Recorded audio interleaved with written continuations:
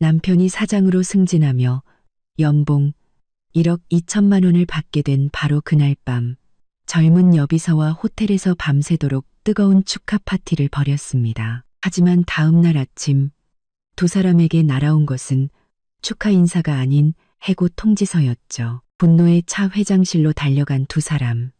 하지만 회장 의자에 앉아있는 사람의 얼굴을 본 순간 그들은 그 자리에 얼어붙고 말았습니다.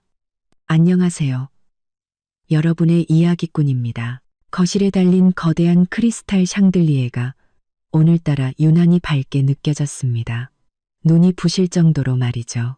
저는 마지막 고급 접시를 식탁 위에 올려놓았습니다. 촛대의 불꽃이 부드럽게 춤을 추며 테이블 중앙에 놓인 오늘 아침 항공편으로 막 도착한 샴페인 로즈, 꽃다발을 환하게 비췄습니다. 오늘은 정말 특별한 날입니다.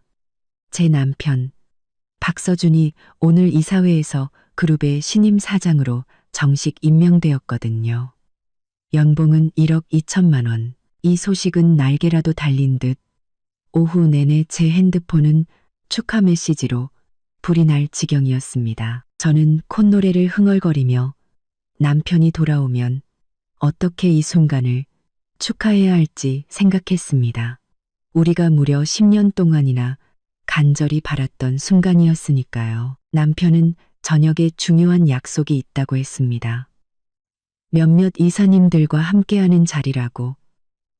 저녁은 기다리지 말라고 하더군요.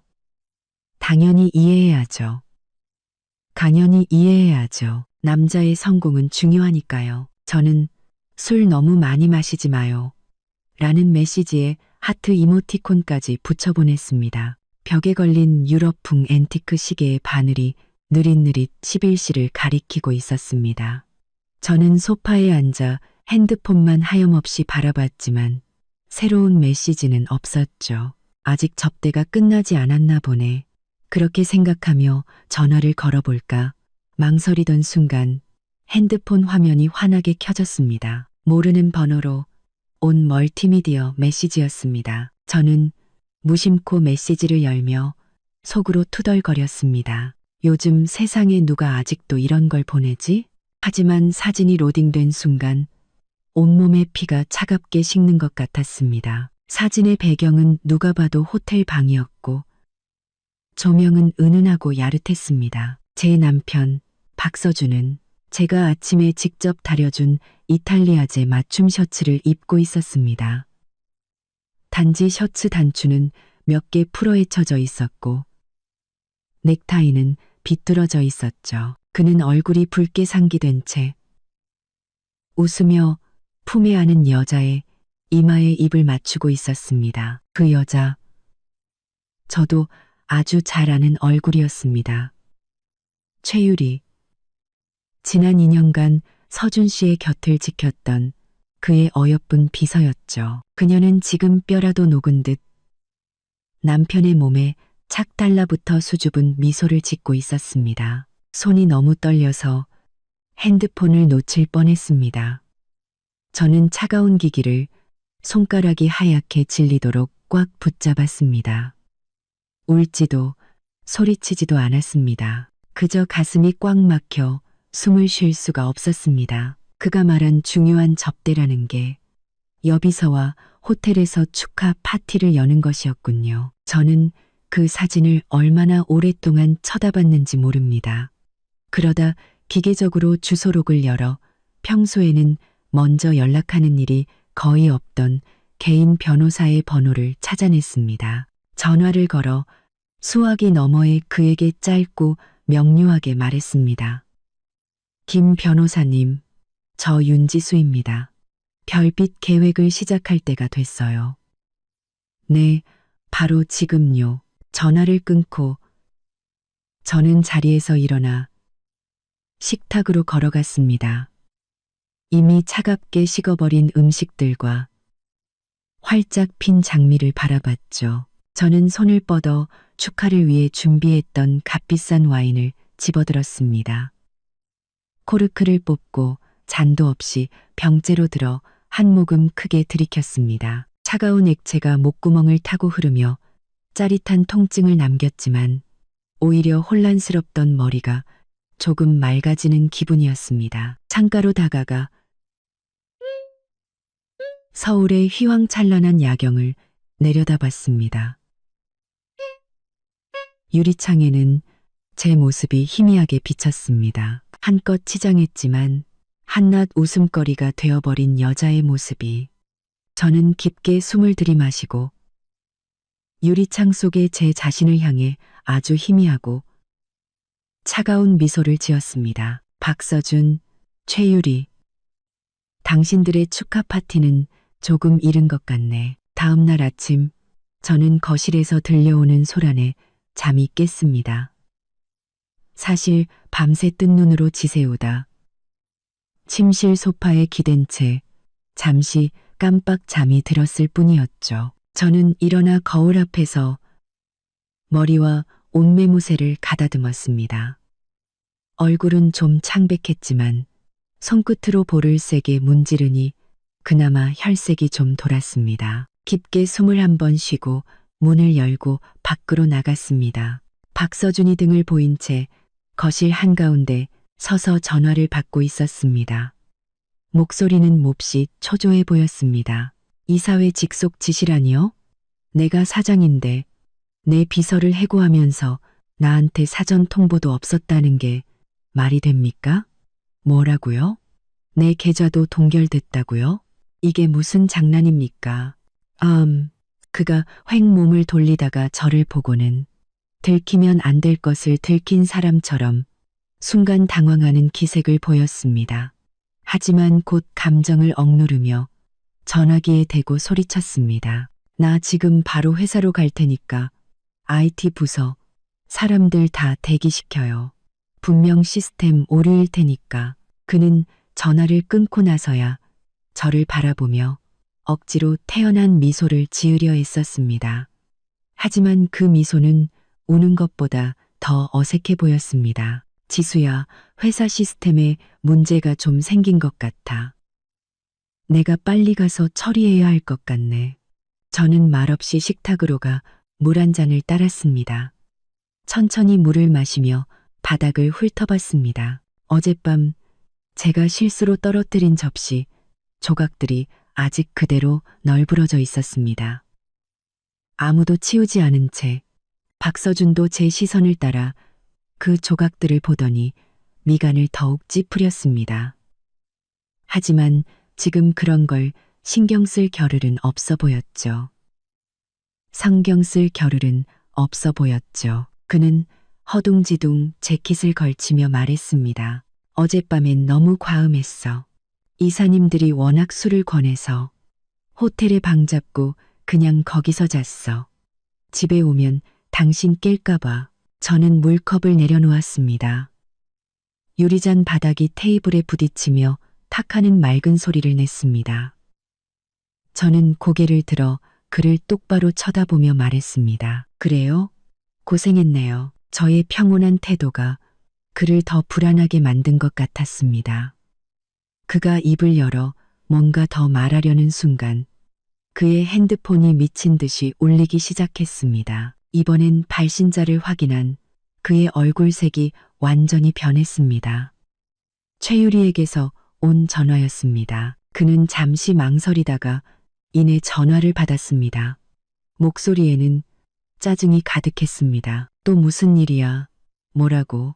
당신도 해고 통지서를 받았다고? 말도 안 돼. 회사 앞에서 기다려. 내가 금방 갈게. 같이 회장님 찾아가서 따져보자고. 아주 미쳐 돌아가는군. 전화를 끄는 박서준의 얼굴은 분노로 시뻘겋게 달아올라 있었습니다. 아마 이제 제 앞에서는 더 이상 숨길 필요도 없다고 생각했거나 혹은 갑작스러운 상황에 숨길 여력조차 없었겠죠. 그는 저를 노려봤습니다. 그 눈빛에는 심지어 모든 불행이 저 때문인 것 같다는 원망마저 서려 있었습니다. 하지만 그는 아무 말도 하지 않고 차키를 움켜쥐고는 문을 박차고 나가버렸습니다. 쾅 하는 소리가 텅 빈 집안에 울려 퍼졌습니다. 저는 창가로 다가가 그의 검은색 세단이 미친 말처럼 단지를 빠져나가 도로의 차들 속으로 사라지는 것을 지켜봤습니다. 거실로 돌아와 제 핸드폰을 들고 번호 하나를 눌렀습니다. 전화는 금방 연결되었고 수화기 너머로 침착한 남자의 목소리가 들려왔습니다. 회장님, 저는 창밖에 눈부신 햇살을 바라보며 나지막이 지시했습니다. 이 비서, 그들이 출발했어요. 보안팀에 알려줘요. 소란 피우면 규정대로 처리하라고. 그리고 내 사무실 온도 좀 높여줘요. 오늘 좀 쌀쌀할 것 같네. 수화기 너머에서 알겠습니다. 회장님, 모든 준비는 끝났습니다라는 간결한 대답이 들려왔습니다. 전화를 끊고 저는 현관 거울 앞에 서서 제 모습을 마지막으로 확인했습니다. 거울 속 여자의 눈빛은 평온했고 심지어 희미한 조소가 어려 있었습니다. 옷깃을 바로잡고 옆 캐비닛 위에 놓인 상자를 집어들었습니다. 어젯밤 박서준의 승진 선물로 주려 했던 정교하게 포장된 한정판 손목시계였죠. 저는 망설임 없이 그것을 발치에 있는 쓰레기통에 던져버렸습니다. 그리고 제 핸드백을 들었습니다. 안에는 화장품이 아닌 얇지만 수많은 사람의 운명을 결정할 수 있는 서류한 뭉치가 들어있었죠. 집을 나서자 운전기사가 이미 공손하게 아래층에서 기다리고 있었습니다. 차에 올라타 기사에게 말했습니다. 그룹 본사로 가주세요. 전용 통로로. 차는 곧 거대한 폭풍이 몰아칠 그곳을 향해 부드럽게 나아갔습니다. 저는 박서준과 최유리가 지금쯤 통제불능의 포탄처럼 회장실로 돌진하고 있을 것을 알았습니다. 그들은 아마 소란을 피우면 박서준의 신임 사장이라는 직위를 내세워 어떻게든 해명을 들을 수 있을 거라 생각했겠죠. 그들은 꿈에도 몰랐을 겁니다. 자신들이 따지러 가는 그 상대가 지금 다른 차에 앉아 같은 목적지를 향해 유유히 가고 있다는 사실을 그들에게 해명을 해주기 위해서 말입니다. 그룹의 최고 권력을 상징하는 육중한 원목 양문이 쾅하는 소리와 함께 거칠게 열렸습니다. 문이 뒤쪽 완충기에 부딪히며 둔탁한 소리를 냈습니다. 박서준은 최유리의 손목을 잡아 끈 채 마치 폭풍처럼 사무실 안으로 들이닥쳤습니다. 입구에 비서가 막으려 했지만 그는 거칠게 뿌리쳤습니다. 회장님은 어디 계십니까? 회장님을 뵙겠습니다. 이게 도대체 무슨 경우입니까? 아무 이유도 없이 사장과 비서를 해고하다니. 설명 한마디 없는 겁니까? 박서준의 목소리는 분노와 급하게 달려온 탓에 쉬어 있었고 이마에는 푸른 힘줄이 돋아 있었습니다. 최유리는 그의 뒤에서 머리가 헝클어진 채 얼굴에 눈물 자국을 달고 하늘이 무너진 듯한 억울한 표정을 짓고 있었습니다. 사무실은 텅 빈 것처럼 넓었고 거대한 통유리창 밖으로는 서울의 화려한 풍경이 펼쳐져 있었습니다. 에어컨은 바깥의 열기를 식혀주었지만 두 사람이 몰고 온 분노의 열기까지는 식히지 못했습니다.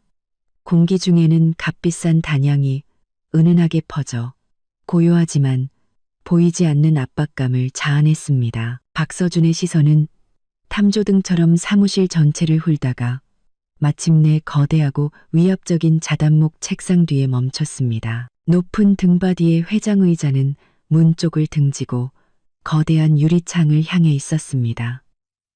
의자 등받이 위쪽과 팔걸이에 얹힌 쌍의 손만 보였습니다. 손가락은 길고 가늘었으며 단정한 누드톤 매니큐어가 칠해져 있었습니다. 회장님, 박서준이 두 걸음 앞으로 다가서며 억누른 분노의 목소리를 떨었습니다. 설명이 필요합니다. 저는 그룹을 위해 혁혁한 공을 세웠고 이제 막 사장으로 승진했습니다.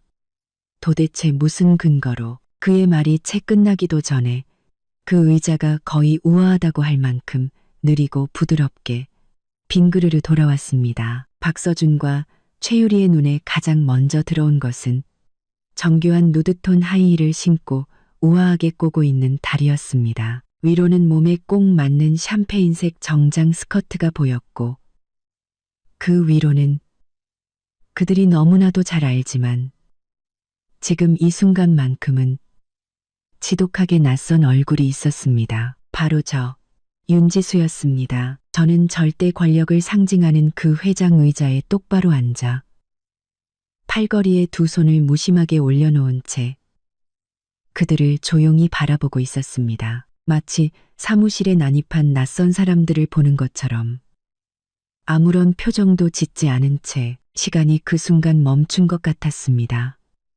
박서준의 얼굴에 떠올랐던 분노, 의문, 그 모든 표정들이 깨지기 쉬운 유리처럼 산산조각 났습니다. 그 자리에는 극도의 충격과 믿을 수 없다는 표정만이 남았습니다. 그는 입을 살짝 벌린 채 눈을 동그랗게 뜨고 세상에서 가장 불가사의한 광경을 본 사람처럼 멍하니 서 있었습니다. 심지어 자기가 장소를 잘못 찾아온 건 아닌지 확인하려는 듯 무의식적으로 반걸음 뒤로 물러서기까지 했습니다. 그리고 그의 뒤에 있던 최유리는 더 직접적으로 반응했습니다. 그녀는 마치 정면으로 한 대 얻어맞은 사람처럼 짧은 비명을 지르더니 얼굴이 벽지보다 더 하얗게 질렸습니다.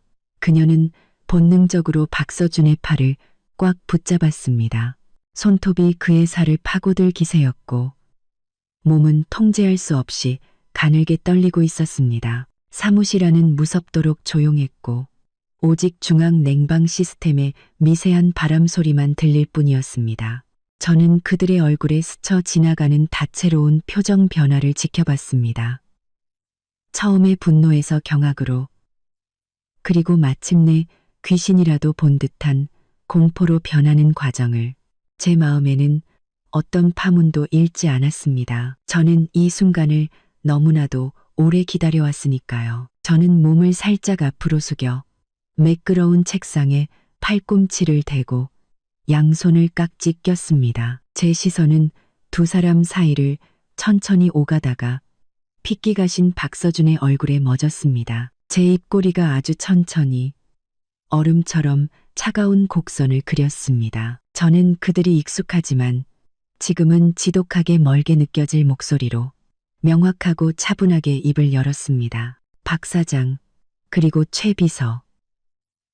회장실의 멋대로 쳐들어와 고함을 지르다니.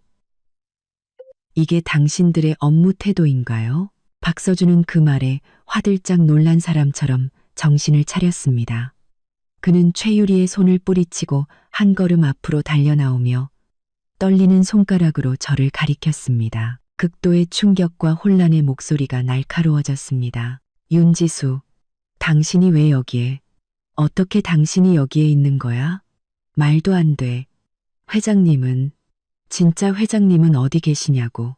최유리도 정신적 지주를 찾은 듯 울먹이며 소리쳤습니다. 맞아요. 지수 언니.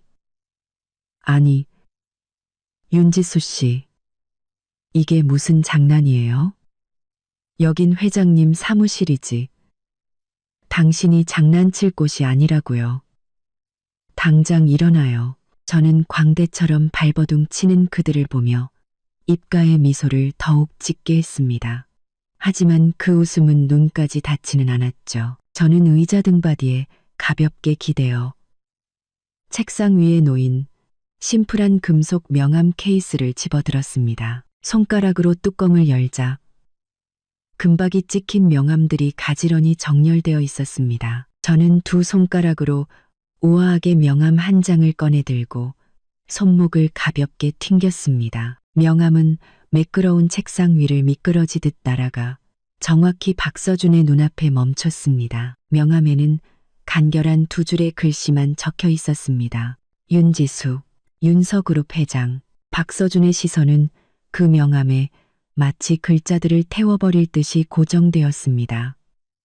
그의 숨소리가 거칠어지고 가슴이 격하게 오르내렸습니다. 마치 다음 순간 숨이 멎을 것 같았죠. 그는 고개를 들어 저를 바라봤습니다. 그 눈빛에는 광적인 혼란과 완전히 우롱당한 자의 굴욕감이 가득했습니다. 윤서그룹, 윤지수 회장. 그는 중얼거리듯 반복하다가 문득 뭔가를 깨달은 듯 동공이 급격히 수축했습니다. 윤석, 윤지수, 박서준. 이 이름, 이 그룹 이름이 이제야 알아차리다니 아주 멍청하진 않네요. 제가 그의 말을 차갑게 끊었습니다. 제 목소리에는 어떤 감정도 실려 있지 않았습니다. 저렇것이오. 제가 그의 말을 차갑게 끊었습니다. 이제 자리에 앉아서 두 분의 해고 문제에 대해 제대로 이야기해 볼까요? 사무실은 죽음과 같은 정적이 흘렀습니다. 아마 좋게 1분은 되었을 겁니다. 오직 박서준의 거친 숨소리와 최유리가 공포에 질려 떠는 소리만이 섞여 유난히 귀에 거슬렸습니다. 박서준의 눈은 여전히 책상의 명암에 고정되어 있었습니다. 마치 몇 번 더 쳐다보면 글자가 바뀔 수 있기라도 한 것처럼 그의 얼굴은 아까의 창백함에서 이제는 극도의 충격과 굴욕, 분노가 뒤섞여 시뻘겋게 변해 있었습니다. 그가 마침내 고개를 들었습니다. 저를 보는 눈빛은 독이 묻은 칼날 같았습니다. 목구멍 깊은 곳에서 짜내는 목소리는 믿을 수 없다는 듯 떨리고 있었습니다. 윤지수, 이게 대체 어떻게 된 일이야? 당신이 언제부터 회장이었지? 윤서그룹, 이 이름 설마 3년 전 그룹이 재편되고 이름이 바뀔 때부터 당신이. 그는 말을 잇지 못했습니다. 그 가능성은 너무나 끔찍해서 온몸이 떨릴 정도였죠. 저는 그의 질문에 바로 답하지 않았습니다.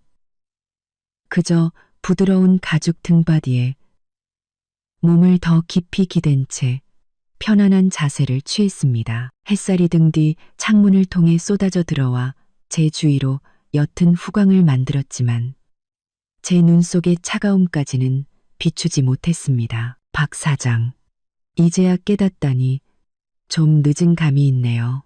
하지만 기왕 3년 전 이야기를 꺼냈으니 우리 좀 더 과거로 거슬러 올라가 볼까요? 예를 들면 10년 전 우리가 아직 대학생이었을 때 말이에요. 저는 창밖으로 시선을 돌렸습니다. 마치 시간을 거슬러 낡아서 해진 셔츠를 입고 도서관에 틀어박혀 공부하던 젊은 시절에 제 모습을 보는 것 같았습니다. 그 시절 모든 사람의 시선을 사로잡았던 건 언제나 농구 코트에서 땀 흘리며 코트를 누비던 의기양양한 박서준이었죠. 박서준 씨, 기억나요? 제가 다시 그를 바라보며 물었습니다. 그의 얼굴에는 온통 혼란과 초조함이 가득했습니다. 제가 왜 갑자기 그렇게 오래전 일을 꺼내는지 이해하지 못하는 것 같았죠. 그때 당신은 학교의 스타였어요. 잘생겼고 농구도 잘했고 수많은 여학생이 당신을 따라다녔죠. 반면에 저는 눈에 띄지 않는 그저 도서관과 컴퓨터실에만 틀어박혀 사는 공부벌레였고요. 최유리도 제 말의 과거를 회상하는 듯했습니다. 그녀가 박서준의 옆모습을 보는 눈빛에는 아직도 그 시절 소녀의 숭배심이 희미하게 남아 있었습니다. 하지만 곧 눈앞의 잔혹한 현실에 부딪혀 그 감정은 공포로 바뀌었죠. 당신이 처음으로 제게 말을 건 건 4학년 1학기 기말고사 때였어요. 저는 아무런 감정의 동요 없이 마치 남의 이야기를 하듯 말을 이었습니다. 당신은 프로그래밍 교재를 한 무더기 들고 와서 아주 곤란한 표정으로 제 옆에 앉아 말했죠. 지수야, 네가 컴퓨터 공학과 천재라며? 나 이 프로젝트 도저히 못하겠는데 좀 도와줄 수 있을까? 박서준의 입술이 달싹였지만 아무 소리도 내지 못했습니다. 그 기억은 그에게는 이미 희미해졌거나 그저 스쳐 지나간 사소한 일에 불과했겠죠. 저는 당신을 도와줬어요.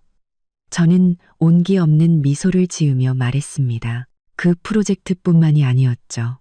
그때부터 당신의 졸업작품, 당신이 참가한 모든 사업 기획 공모전의 제안서, 심지어 나중에 이 회사에 인턴으로 들어올 수 있었던 결정적인 계기가 된 당시 회장님조차 감탄하게 만들었던 그 시장 분석 보고서까지 박서준 씨 양심의 손을 얹고 스스로에게 물어봐요. 그 모든 것들 중에 당신이 직접 쓴 글자가 몇 자나 되죠? 박서준의 얼굴색이 급격히 변했습니다. 붉어졌다가 다시 파랗게 질렸습니다. 그는 시선을 피하며 저와 눈을 마주치지 못했습니다. 그는 목소리를 높여 제 말을 끊었습니다. 헛소리 하지 마. 그건 다 내가 피땀 흘려서. 피땀? 제가 그의 말을 잘랐습니다. 목소리는 여전히 차분했지만 반박할 수 없는 힘이 실려 있었습니다. 내가 짜놓은 코드를 복사해서 붙여넣느라 흘린 피땀, 아니면 내가 만든 PPT 표지를 바꿔서 당신 이름으로 제출하느라 흘린 피땀, 그것도 아니면 한밤중에 내게 전화해서 부드러운 목소리로 지수야, 이 기획안이 또 막혔어. 내 아이디어가 최고잖아. 이번에도 좀 도와주라라고 말하느라 흘린 피땀 말인가요? 저는 그의 옛 말투를 그대로 흉내냈습니다. 너무나도 똑같이 박서준은 보이지 않는 손에 목이 졸린 듯 얼굴이 새빨개졌지만 한마디도 반박하지 못했습니다. 그 모든 것이 사실이었으니까요. 그것은 그가 성공의 발판으로 삼았지만 마음속 깊이 숨겨두고 누구에게도 들키고 싶지 않았던 추악한 진실이었습니다. 최유리도 충격에 빠진 듯 박서준과 저를 번갈아 쳐다봤습니다. 그녀가 그토록 존경하던, 오직 실력 하나로 높은 자리에 올랐다고 믿었던 남자의 시작이 이토록 추악했다는 사실을 믿을 수 없는 듯했습니다. 10년. 저는 거짓 미소를 거두고 다시 얼음장처럼 차가운 눈빛으로 돌아왔습니다. 그 시선은 수술용 칼날처럼 굳어버린 박서준의 얼굴을 베고 지나갔습니다. 대학 시절부터 지금까지 꼬박 10년 동안 당신 박서준이 직장에서 승승장구하며 번번이 상사들을 놀라게 한 아이디어를 내고 어려운 프로젝트들을 해결할 수 있었던 건 대체 무엇 때문이었을까요? 당신 마음속으로는 누구보다 잘 알고 있겠죠. 저는 손가락으로 매끄러운 책상을 가볍게 두드렸습니다. 톡톡 하는 소리가 박서준의 긴장된 신경을 건드리는 것 같았습니다. 당신은 고작 아이디어 몇 개, 보고서 몇 장을 훔쳤다고 생각하겠죠. 저는 고개를 저으며 숨김없는 조소를 담아 말했습니다. 당신이 훔친 건 내 10년의 청춘과 재능, 그리고 심혈 그 자체예요. 당신은 마치 기생충처럼 내 피와 땀을 빨아먹으며 자신을 살찌웠으면서 정말로 그 모든 것이 당신의 타고난 능력이라고 착각하게 된 거죠. 박서준이 충혈된 눈으로 고개를 번쩍 들었습니다. 그것은 가면이 완전히 벗겨진 자의 수치심과 분노, 그리고 광기였습니다. 그는 울부짖었습니다. 닥쳐. 그리고 광기였습니다. 박서준이 충혈된 눈으로 고개를 번쩍. 윤지수, 설령 처음엔 당신이 도와줬다고 해도 그 후의 성공은 전부 내 노력의 결과야. 내가 술자리에서 비위를 맞추고 협상 테이블에서 싸워서 얻어낸 거라고. 당신이랑 무슨 상관이야? 당신이랑 무슨 상관이야? 당신이랑 무슨 상관이야?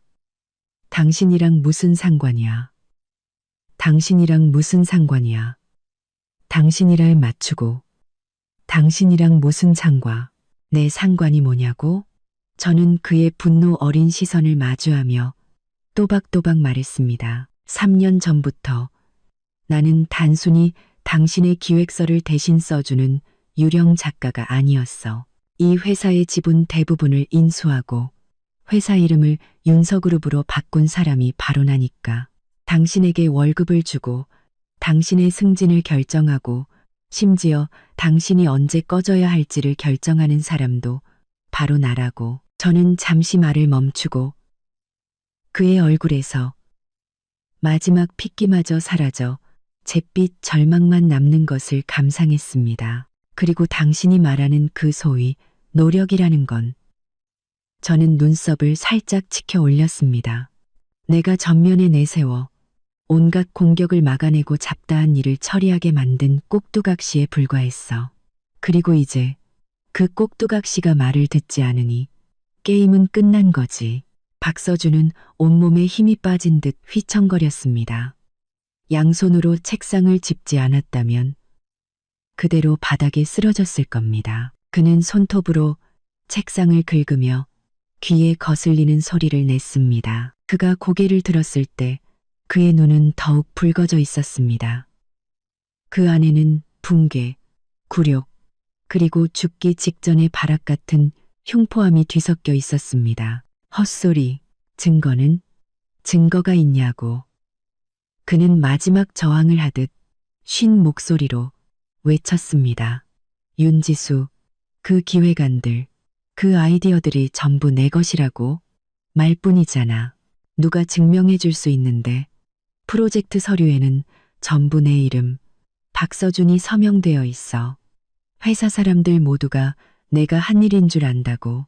최유리도 극도의 충격 속에서 지푸라기라도 잡은 듯 울먹이며 거들었습니다. 맞아요. 서준 씨의 능력은 회사 전체가 다 아는 사실이에요. 당신이 이제 회장이라고 해서 마음대로 흑백을 뒤집을 수는 없어요. 저는 물에 빠진 사람이 허우적거리는 듯한 그들의 헛된 발버둥을 보며 그저 헛웃음만 나왔습니다. 저는 화를 내지 않았습니다. 그저 책상 한쪽에 놓인 태블릿 PC를 들어 화면 위를 몇 번 가볍게 쓸어 넘겨 암호화된 폴더 하나를 열었습니다. 증거가 필요하다고? 저는 눈을 들어 그들을 차갑게 훑어봤습니다. 아주 간단하지. 저는 태블릿 PC를 그들에게 향하게 돌렸습니다. 화면에는 연도와 프로젝트명으로 깔끔하게 정리된 문서 목록이 떠 있었습니다. 이건 새벽 신도시 부동산 프로젝트의 원본 데이터 모델과 타당성 분석 보고서, 생성 날짜는 박 사장.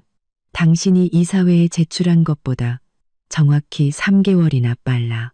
저는 그중 파일 하나를 열었습니다. 안에는 빽빽한 데이터와 도표, 상세한 추론 과정, 심지어 제가 아이디어를 구상하며 휘갈겨 쓴 메모까지 그대로 담겨 있었습니다. 박서준의 동공이 급격히 수축했습니다. 저는 손가락을 움직여 다른 폴더를 열었습니다. 이건 해외 시장 개척 계획의 초안부터 10차 수정본까지의 모든 기록이야. 각 버전의 수정 주석과 아이디어 전개 과정이 전부 담겨 있지. 최종 확정된 버전은 박 사장 당신이 연례 회의에서 의기양양하게 발표했던 PPT와 95% 이상 일치해. 다른 점이 있다면 내 파일에는 모든 아이디어의 출처와 논리 전개 과정이 상세히 기록되어 있지만 당신 것에는 앙상한 결론만 있다는 거겠지. 최유리는 목을 빼고 화면을 보려 했었고 그녀의 얼굴은 점점 더 하얗게 질려갔습니다. 저는 그들에게 숨 돌릴 틈도 주지 않고 계속해서 화면을 넘겼습니다. 그리고 이건 작년에 회사 순이익을 2배로 늘려준 그 이커머스 플랫폼의 핵심 알고리즘 구조 원본 코드와 모든 설계 노트야. 저는 코드가 가득한 파일을 열어 맨 아래로 스크롤했습니다. 그곳에는 선명한 주석이 달려 있었습니다. 최초 작성자 윤지수, 작성일 5년 전. 더 보여줄까? 저는 태블릿을 내려놓고 몸을 앞으로 기울였습니다. 제 시선은 얼음 송곳처럼 박서준의 심장을 꿰뚫었습니다. 10년 전 당신의 그 형편없던 기말 프로젝트부터 3개월 전 당신에게 사장 후보 자리를 안겨준 그 향후 5개년 전략 계획까지 모든 문서의 원본, 수정 이력, 심지어 당신이 한밤중에 이메일로 내게 조언을 구했던 대화 기록까지. 나는 하나도 빠짐없이 보관하고 있어. 허우. 저는 잠시 말을 멈추고 박서준의 이마에 맺힌 식은땀과 통제 불능으로 떨리는 그의 손가락을 지켜보다가 천천히 덧붙였습니다. 지금 당장 기술팀에 연락해서 서버 로그를 조회해볼까? 그 중요한 파일들의 IP 수정 기록이 우리 집에서 나왔는지 아니면 당신 사무실에서 나왔는지 말이야. 아, 맞다. 저는 갑자기 뭔가 생각난 듯 가볍지만 치명적인 어조로 말했습니다. 당신이 이사회 앞에서 가장 자랑스러워했던 영감이 떠올라 혼자 완성했다던 그 스마트 물류 최적화 솔루션 말이야. 그 핵심 부분은 내가 비엔나에서 열린 글로벌 알고리즘 서밋에 참석했을 때 호텔 카페 냅킨에 그렸던 초안이야. 그 냅킨 스캔본이랑 당시 서밋 일정표를 찾아서 당신이 소위 영감을 받았다는 그 주에 국내에서 어떤 최 비서님과 명품 쇼핑을 즐기고 있었다는 걸 증명해 줄까? 박서준은 완전히 할 말을 잃었습니다. 그는 마치 흐물흐물한 걸레처럼 양손으로 책상을 짚고 있지 않았다면 이미 바닥에 주저앉았을 겁니다. 그의 모든 자신감과 의지처는 이 철통 같은 증거들 앞에서 산산조각 났습니다.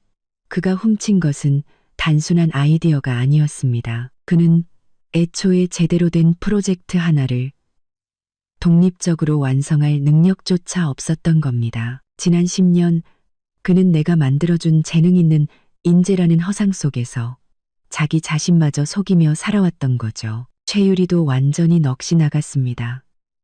그녀는 넋이 나간 박서준을 보며 제가 한 말이 모두 사실이라는 것을 깨달았습니다. 그녀가 그토록 숭배하고 호화로운 삶을 안겨줄 것이라 믿었던 남자가 사실은 철저한 사기꾼이자 도둑에 불과했다는 것을요. 그녀는 무의식적으로 박서준의 팔을 잡고 있던 손을 놓았습니다.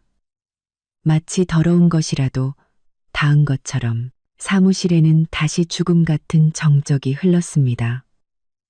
하지만 이번에는 절망의 기운이 가득했죠. 저는 내선 전화를 들어 버튼 하나를 눌렀습니다.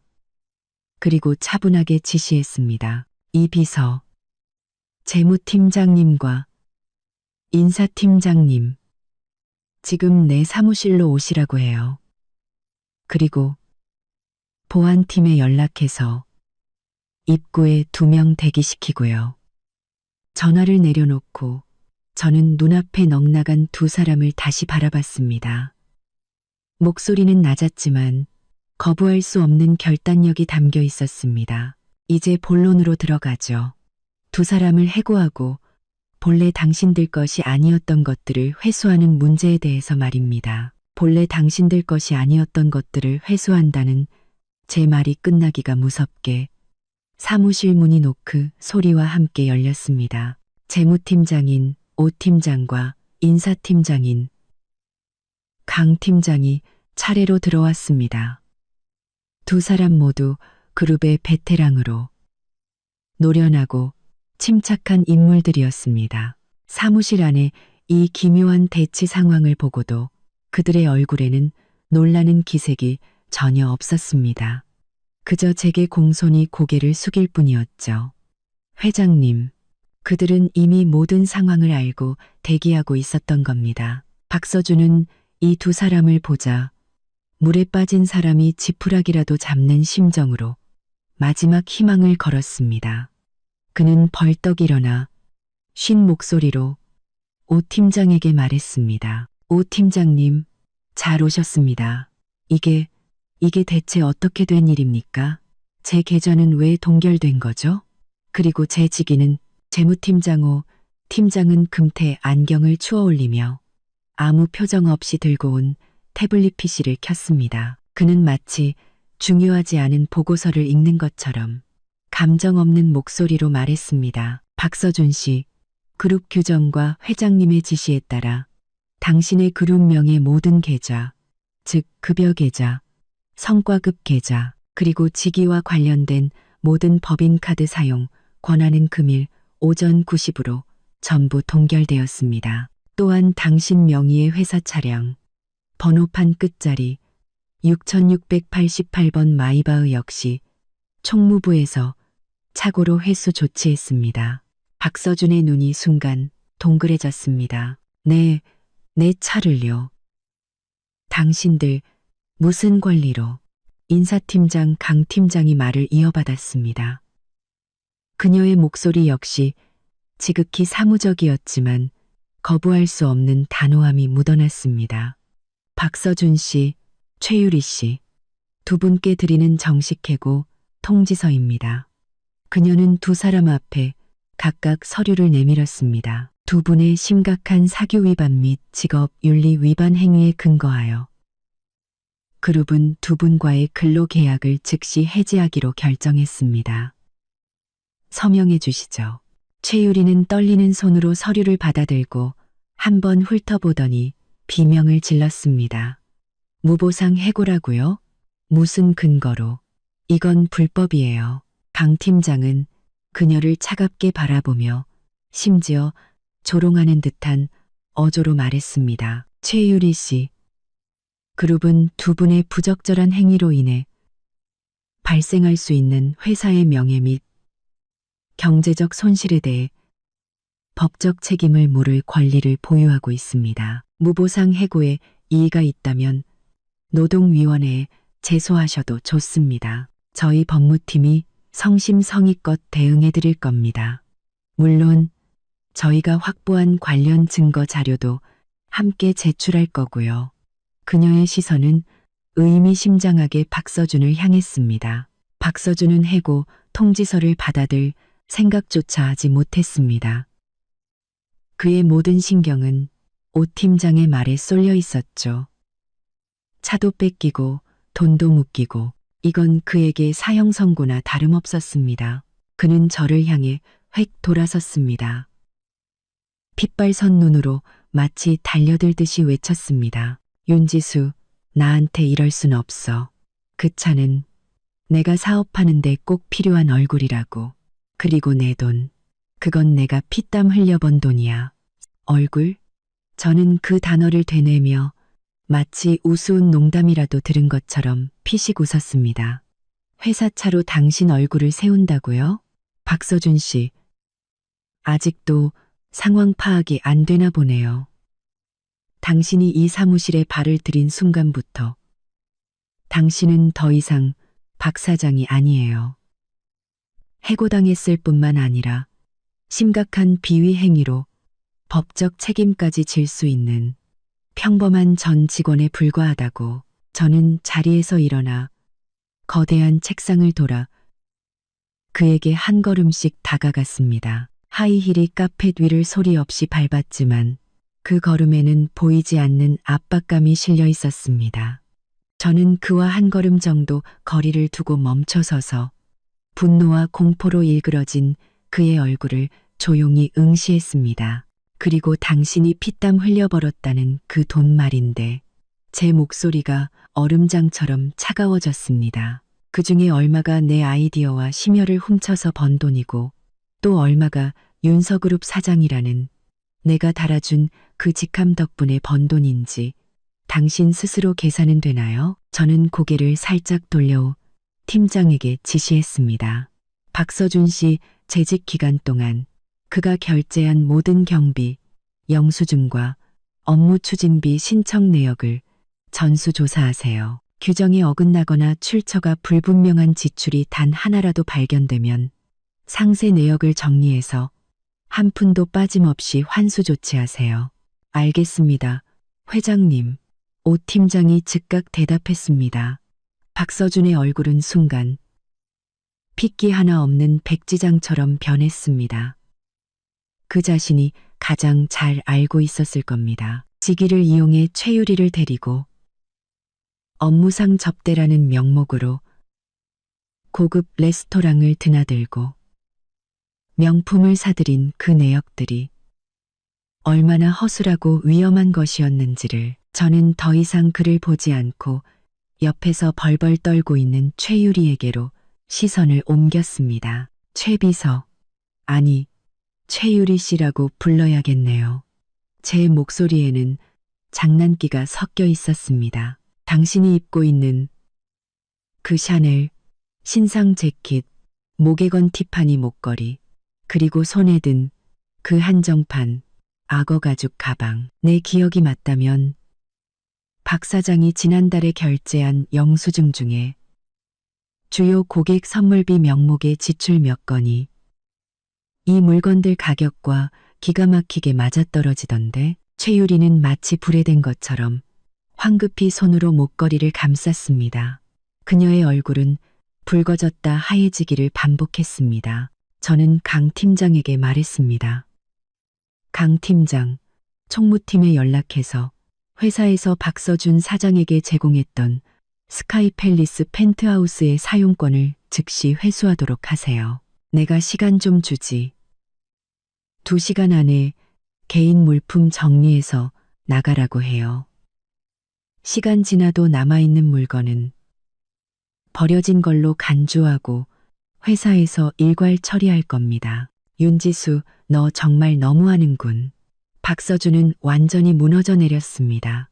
그는 미친 듯이 소리치며 제게 달려들려 했습니다. 하지만 문가에 조용히 서 있던 2명의 검은 제복 차림 보안요원이 즉시 앞으로 나와 그의 양팔을 단단히 붙잡았습니다. 저들을 끌어내 저는 손을 휘저으며 마치 눈에 거슬리는 쓰레기 2점을 치우라는 듯 무심하게 말했습니다. 짐 싸서 회사 나가는 것까지 잘 지켜보고 다시는 이 건물 안에서 저 2 사람을 보는 일이 없도록 해. 알겠습니다, 회장님. 보안요원들이 딱딱하게 대답하며 발버둥 치는 박서준을 거의 끌다시피 문 쪽으로 데려갔습니다. 최유리는 다른 보안요원에 의해 안내되어 나갔습니다.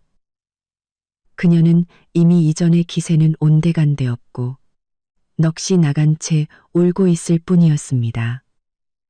그녀는 돋고 벗고 자 사무실 문이 다시 닫히고 바깥에 소란이 차단되었습니다. 오 팀장과 강 팀장은 다음 지시를 기다리며 저를 바라봤습니다. 저는 창가로 걸어가 아래를 내려다봤습니다. 얼마 지나지 않아 박서준과 최유리가 그룹 정문 밖으로 쫓겨나는 모습이 보였습니다. 그들의 처량한 모습에 지나가던 직원들이 힐끔거리며 쳐다봤습니다. 저는 나지막이 입을 열었습니다. 목소리는 파도 하나 없는 잔잔한 바다 같았습니다. 전 직원에게 공지하세요. 10분 뒤 전사 임원 긴급 화상회의를 시작하겠습니다. 이제 모두가 알아야 할 테니까요. 윤서그룹의 진짜 주인이 누구인지를. 화상회의 종료 알림음이 사무실에 울려 퍼졌습니다. 저는 전 그룹 연결을 끊었습니다. 화면이 까맣게 변하는 순간 저는 각 지사와 부서 회의실에 앉아있을 임원들의 얼굴에 남았을 충격과 경악을 상상할 수 있었습니다. 하지만 그건 중요하지 않았습니다. 중요한 것은 이제부터 그들은 이 거대한 상업 제국의 방향키를 쥔 사람이 누구인지를 명확히 알아야 한다는 것이었습니다. 의자에 다시 앉자마자 내선 전화가 울렸습니다. 이 비서였습니다. 그의 목소리에는 감출 수 없는 흥분이 묻어났습니다. 회장님, 방금 전 바깥 상황은 정말 장관이었습니다. 박서준. 아니, 박서준 씨와 최유리 씨가 보안팀에 의해 끌려나갈 때 수많은 직원이 창문에 붙어서 구경했습니다. 지금 사내 메신저는 이 일로 완전히 폭발했습니다. 저는 담담하게 음하고 대답했습니다. IT 부서에 내부 통신망을 주시하라고 전해요. 허위 사실을 유포하거나 악의적인 추측을 하는 직원이 있으면 사규에 따라 처리하도록. 내가 원하는 건 안정이지 가십거리가 아니니까. 네, 알겠습니다. 이미 조치했습니다. 이 비서가 간결하게 대답했습니다. 그리고 회장님, 방금 로비 안내 데스크로 박서준 씨 앞으로 온 택배가 여러 개 도착했습니다. 보아하니 명품 매장에서 온 것들 같고 법무법인에서 온 서신도 하나 있습니다. 어떻게 처리할까요? 반송해요. 저는 조금도 망설이지 않았습니다. 그에게 온 모든 개인 우편물과 소포는 수취 거부하세요. 그의 개인 물품은 2시간 내로 회사 밖으로 치우고요. 알겠습니다. 이 비서와의 통화를 마치자마자 제 개인 핸드폰이 미친 듯이 진동하기 시작했습니다. 화면에 떠오른 이름은 어머님, 박서준의 어머니, 저의 전 시어머니였습니다. 저는 눈썹을 찌푸리며 그대로 무음 버튼을 누르고 핸드폰을 책상 위에 뒤집어 놓았습니다. 받지 않아도 무슨 말을 할지 뻔했습니다. 올고불고 따지거나 혹은 어른이라는 권위로 저를 억누르려 하겠죠. 역시나 핸드폰은 꺼졌다 켜지기를 반복했고 모두 박서준의 집에서 온 전화였습니다. 뒤이어 평소에는 거의 연락도 없던 신우이 박서진의 카카오톡 메시지가 연달아 도착했습니다. 새언니, 이게 어떻게 된 일이에요? 오빠가 회사에서 잘렸다고 하던데 새언니가 집에서도 쫓아냈다고요? 엄마 지금 충격으로 쓰러지기 일보 직전이에요. 설명 좀 해봐요. 무슨 오해가 있는 거 아니에요? 오빠가 새언니가 이제 회장이라는데 그게 어떻게 가능해요? 저는 느낌표와 물음표가 가득한 메시지들을 잠시 바라보다가 박서진의 프로필을 길게 눌러 차단 후 삭제를 선택했습니다. 세상이 조용해졌습니다.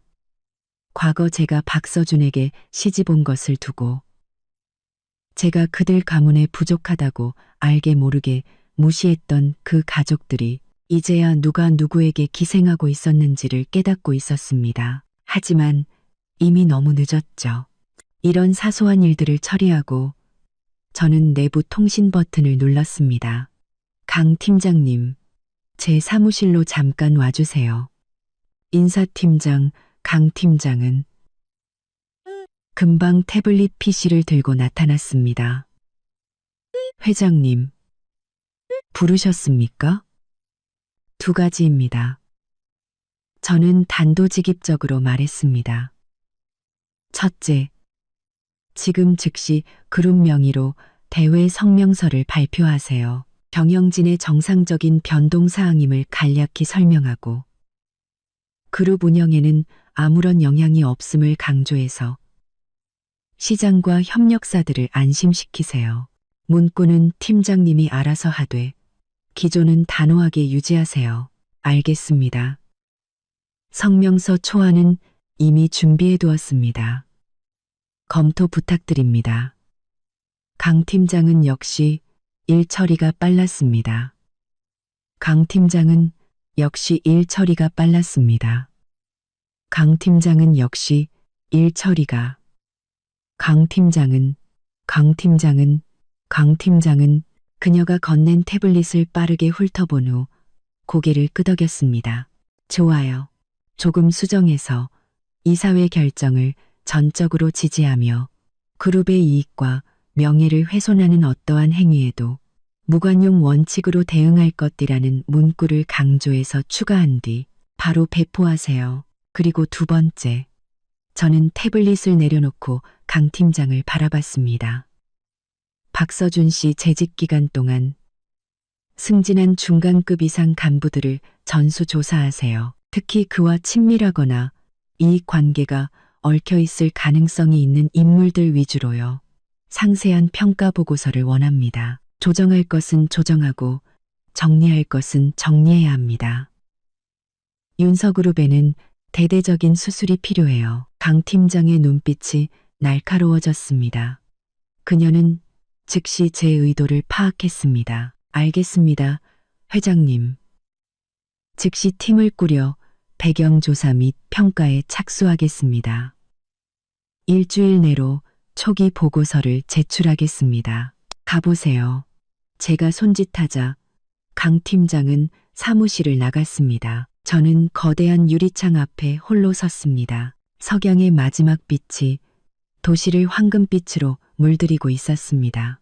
발 아래 펼쳐진 화려한 도시, 아래 거리에는 차들이 실처럼 얽혀 흐르고 그 속의 사람들은 작게만 보였습니다. 한때 저도 저 수많은 사람 중 하나였고 이 높은 빌딩을 우러러보며 박서준이 이곳의 왕이라고 생각했었죠. 이제 저는 이 피라미드의 꼭대기에 서 있습니다. 핸드폰이 다시 한번 진동했습니다. 이번에는 은행에서 온 알림 메시지였습니다. 윤서그룹 귀하. 계좌번호 8888, 금일 배당금 86억 원 입금 완료. 저는 그 메시지를 보며 입가에 차가운 미소를 띄었습니다. 박서준은 아마 지금쯤 어느 구석에서 동결된 계좌와 산더미처럼 쌓인 카드 고지서를 보며 절망하고 있겠죠. 소위 인맥이라는 사람들에게 연락해봤자 모두 외면할 테고요. 그는 영원히 모를 겁니다. 그가 가졌던 모든 것, 그가 목숨처럼 여겼던 부와 지위가 처음부터 제 손아귀에 있었다는 것을, 내가 주었기에 가질 수 있었고 내가 주지 않으면 원금의 이자까지 쳐서 모두 토해내야 한다는 것을. 사무실이 다시 조용해진 지 얼마 되지 않아 내선 전화가 또 울렸습니다. 보안팀 책임자였습니다. 그의 목소리는 다소 난처해 보였습니다. 회장님, 박서준 씨와 최유리 씨가 1층 로비에서 소란을 피우고 있습니다. 박서준 씨는 회장님을 만나기 전에는 절대 가지 않겠다고 버티고 있고 최유리 씨는 계속 울고만 있어서 직원들이 자꾸 몰려들어 상황이 좋지 않습니다. 일단 해산시켰지만 저는 책상 위에 놓인 이미 식어버린 허브차를 한 모금 마셨습니다. 목소리에는 아무런 동요가 없었습니다. 기다리겠다면 기다리라고 해요. 보안팀에 전해요. 사무구역으로 침입하거나 정상적인 업무를 방해하지만 않는다면 굳이 강제로 쫓아낼 필요는 없다고. 다만 상황을 잘 통제해서 다른 사람들이 모이지 않도록 하세요. 네, 알겠습니다. 전화를 끊고 저는 1층 로비가 어떤 아수라장일지 상상할 수 있었습니다. 박서준처럼 체면을 중시하는 사람이 이제 모든 가면을 벗어던지고 사람들 앞에서 행패를 부리는 것은 막다른 길에 몰린 자의 마지막 발악일 뿐이었습니다. 그리고 최유리의 눈물은 지금 이 순간에는 우스꽝스러울 뿐이었죠. 저는 긴급한 서류 몇 개를 처리하고 재무팀장의 자금 운용에 대한 간략한 보고를 들었습니다. 약 1시간이 지났을 때 내선 전화가 다시 울렸습니다. 회장님, 이번에는 이 비서의 목소리였습니다. 조금 기묘한 톤이었죠. 최유리 씨가 혼자 올라왔습니다. 박서준 씨에 관한 중요한 제보가 있으니 반드시 회장님께 단독으로 보고해야 한다고 주장합니다. 무슨 내용인지는 절대 말하지 않고 그저 만나게 해달라고만 합니다. 어떻게 할까요? 저는 눈썹을 살짝 치켜 올렸습니다. 오호, 벌써 압박을 못 이기고 배신하려는 건가? 생각보다 빠르네. 그들 사이의 소위 사랑이라는 것도 현실적인 이익 앞에서는 종이장처럼 찢어지는군. 들여보내세요. 무슨 말을 하는지 한번 드러나 보죠. 사무실 문이 조심스럽게 열리고 최유리가 고개를 푹 숙인 채 주눅든 모습으로 들어왔습니다. 조금 전 로비에서 울며 불며 소란을 피우던 모습과는 딴판이었습니다. 그녀는 지금 비정상적으로 조용했고 심지어 위축되어 보였습니다. 정성 들여 한 화장은 이미 다 번져 있었고 아이라인이 얼룩져 꽤나 초라해 보였습니다. 그녀는 제 눈을 피하며 저를 똑바로 쳐다보지 못했습니다. 지수 언니, 그녀가 작은 목소리로 입을 열었습니다. 울고 난 뒤라 목소리가 쉬어 있었습니다. 여기는 회장님만 있을 뿐입니다. 제가 차갑게 그녀의 호칭을 바로잡았습니다. 제 시선은 그녀가 긴장한 나머지 꽉 움켜쥔 두 손을 스쳐 지나갔습니다. 최유리의 몸이 움찔하더니 고개를 더욱 숙였습니다. 회장님, 제가 잘못했어요. 정말 잘못했어요. 그녀는 그렇게 말하며 갑자기 털썩 소리를 내며 무릎을 꿇었습니다. 눈물이 다시 쏟아지기 시작했습니다. 이번에는 진심 어린 공포가 섞여 있는 것 같았습니다. 그녀는 그렇게 말하며 갑자기 시작했습니다. 저는 아무 말 없이 그녀의 연기를 조용히 지켜봤습니다. 다 박서준 씨 때문이에요. 그 사람이 절 협박했어요. 최유리가 고개를 들어 눈물 어린 눈으로 저를 바라보며 필사적으로 책임을 전가하기 시작했습니다. 그는 저더러 자기만 따르면 앞으로 온갖 부귀영화를 누리게 해주겠다고 했어요. 회장님은 아무것도 모르는 가정주부일 뿐이라 회사는 곧 자기 것이 될 거라고 했어요. 제가 잠시 눈이 멀어 그 사람에게 속은 거예요. 협박했다고? 저는 그 단어를 되뇌며 숨김없는 조소를 보냈습니다. 최 비서, 내 기억이 맞다면 당신이 입사한 지도 벌써 2년이 넘었어. 3살짜리 아이도 아니고 박서준 씨가 칼 들고 당신 목에 대고 그 명품 가방이랑 보석을 받으라고 협박했나? 아니면 당신을 묶어서 호텔로 끌고 가 밤새도록 축하 파티를 열게 했나? 최유리의 얼굴이 순식간에 시뻘개졌습니다. 그녀는 우물쭈물하며 아무 말도 하지 못했습니다. 만약 하고 싶은 말이 고작 이런 거라면 저는 인내심을 잃고 내선 전화를 들어 보안팀을 부르려는 신용을 했습니다. 서로 시간 낭비할 필요 없겠네. 아니에요. 최유리가 다급하게 소리쳤습니다. 회장님, 드릴 말씀이 있어요. 중요한 제보가 있다고요. 그녀는 무릎으로 기어와 제 책상 앞에 멈춰서서 외쳤습니다. 박서준 씨가 그 사람이 뒤에서 회사에 손해를 끼치는 짓을 많이 했어요. 프로젝트 예비비를 횡령했고 몰래 우리 경쟁사인 김인테크 사람들과 접촉하기도 했어요. 아마 회사 기밀을 유출했을지도 몰라요. 전화기를 향하던 제 손이 허공에서 멈췄습니다. 이건 좀 흥미롭군요. 박서준이 깨끗하지 않다는 건 알았지만 감히 회사 자산을 빼돌리고 외부와 내통할 정도로 대담할 줄은 몰랐습니다. 계속해봐. 저는 의자에 등을 기대며 그녀에게 계속 말하라는 신호를 보냈습니다. 제 태도가 누그러진 것을 본 최유리는 구명줄이라도 잡은 듯 빠른 속도로 모든 것을 털어놓기 시작했습니다. 지난달에 남부 신도시 테크노파크 프로젝트에서 그가 5천만 원의 예비비를 승인받았어요. 관련 부서에 로비 자금으로 쓴다고 했지만 사실 대부분은 자기가 사장 자리에 오르기 위해 인맥을 동원하는 데 썼어요. 그리고 약 3개월 전 우연히 그가 통화하는 걸 들었는데 김인테크의 무슨 부사장이라는 사람과 이야기하더라고요. 자료는 최대한 빨리 넘겨주겠다고. 그때는 별 생각 없었는데 지금 생각해보니 아마 그때 우리 회사가 입찰 경쟁 중이던 정부 빅데이터 프로젝트 관련 정보였을 거예요. 그녀는 제 눈치를 살피며 말했습니다.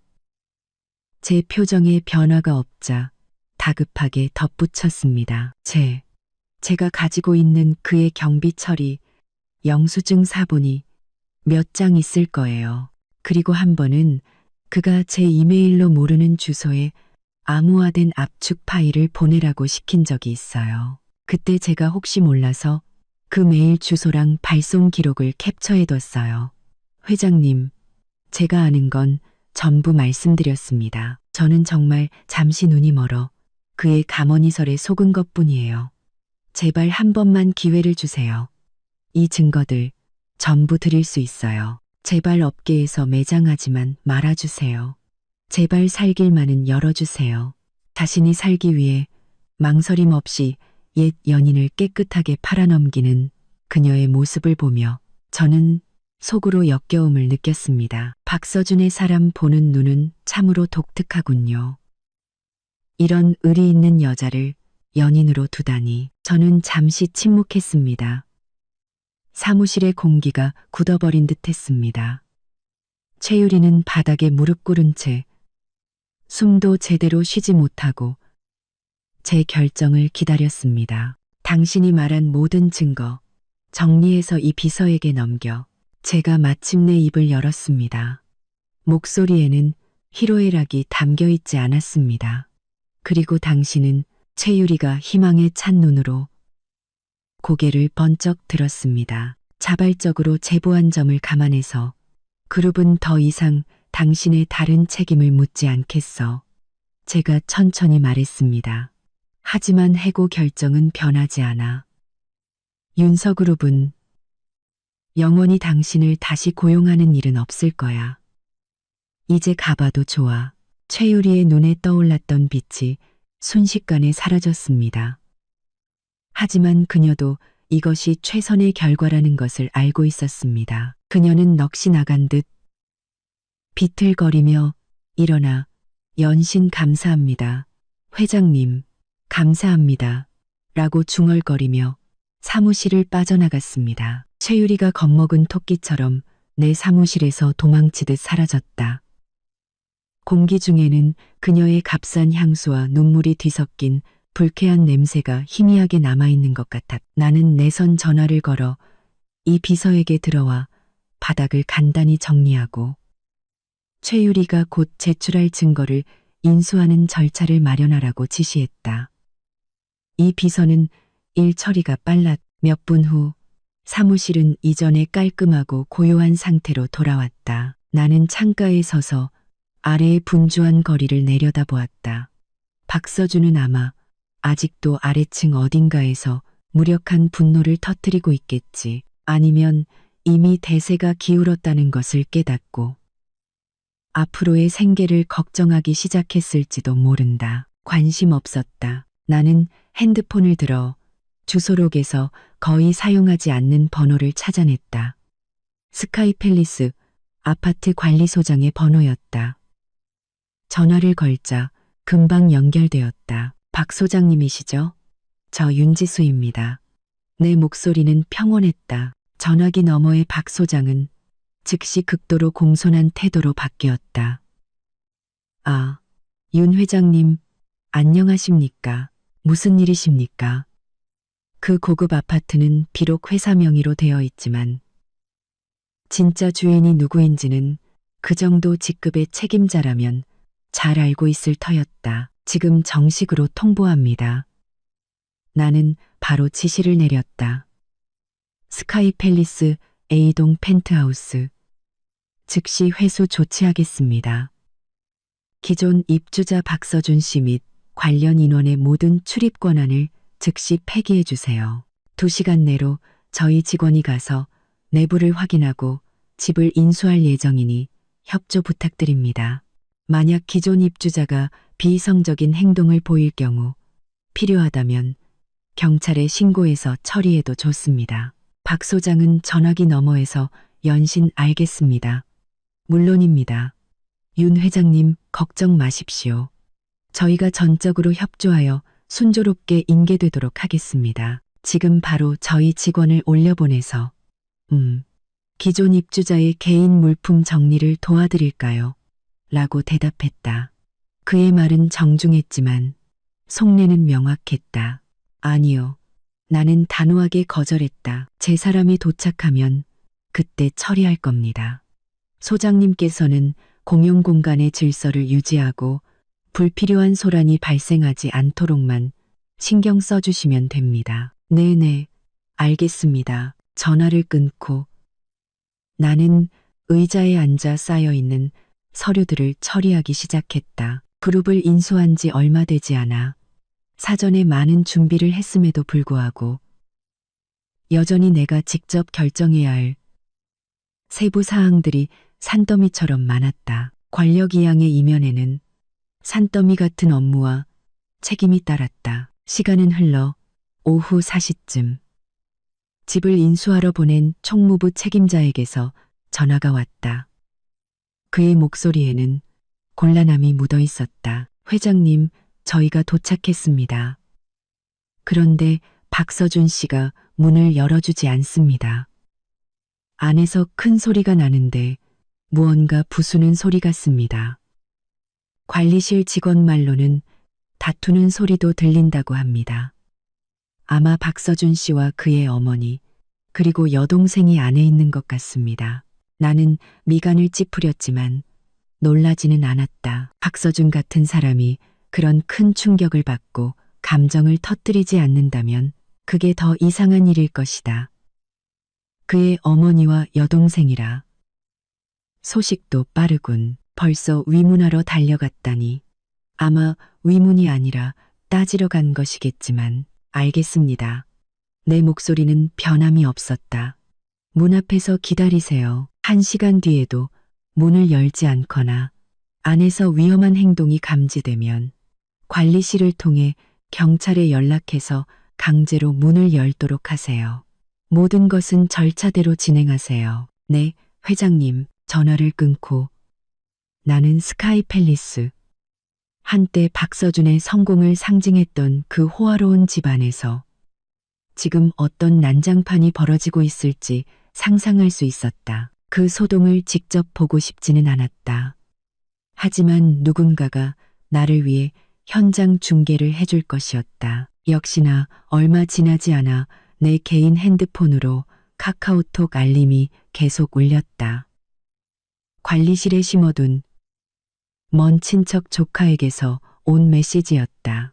그녀는 그 아파트 동의 컨시어지 매니저로 일하고 있었다. 그녀는 감히 내게 직접 전화를 걸지는 못했지만 현장 상황을 실시간으로 보고하는 것은 주저하지 않았다. 그녀는 억누를 수 없는 흥분과 가십이 가득 담긴 음성 메시지를 연달아 보냈다. 이모, 여기 지금 난리 났어요. 박서준 씨 엄마.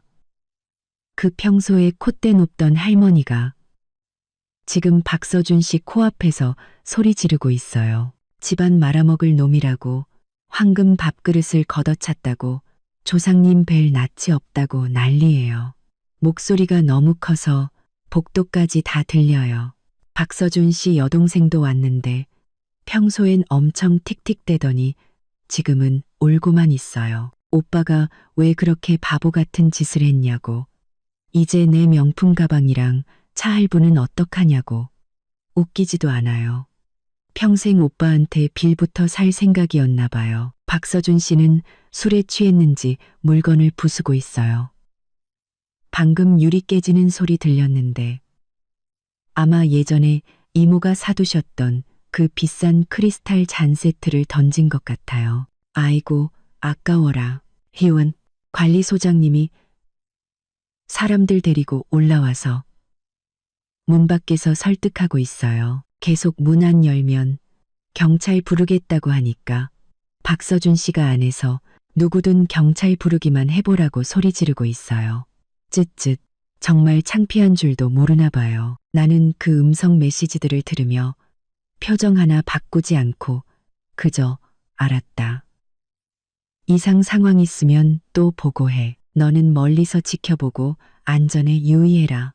라고 답장을 보냈다. 그리고 핸드폰을 내려놓고 손에 들고 있던 인수합병 제안서를 계속 검토했다. 핸드폰이 마침내 조용해졌다. 박서준 가족의 울음과 비난은 이 최상층 사무실의 유리창에 막혀들리지 않았다.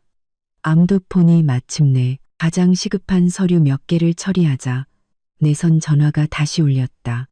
이 비서였다. 회장님, 지시하신 대로 법무팀과 홍보팀이 협력하여 주요 협력사 및 헤드헌팅 업체에 보낼 공문 초안을 작성했습니다.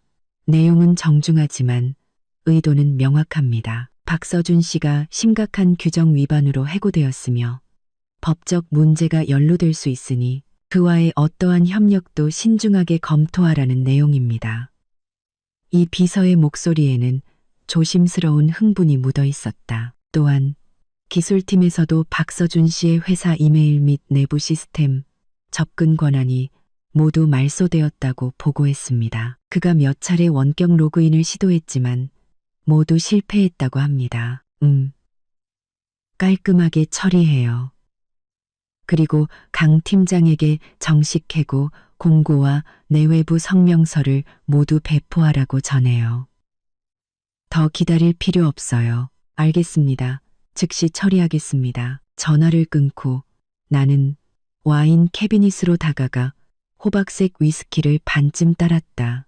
얼음이 잔에 부딪히며 맑은 소리를 냈. 나는 마시지 않고 잔을 든 채 다시 창가로 갔다. 석양은 이미 완전히 저물었고 도시의 불빛들이 차례로 켜지며 흐르는 은하수처럼 보였다.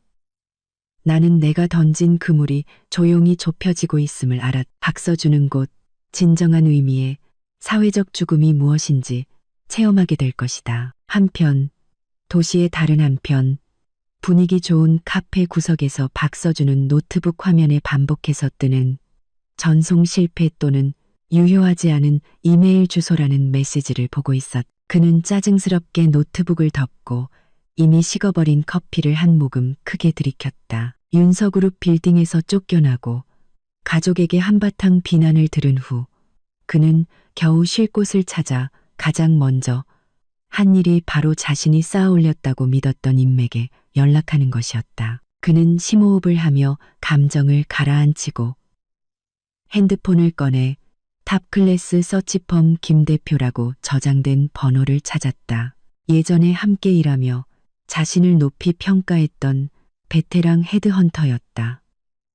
그는 목을 가다듬고 최대한 침착한 목소리로 전화를 걸었다. 전화는 한참 울린 뒤에야 연결되었다.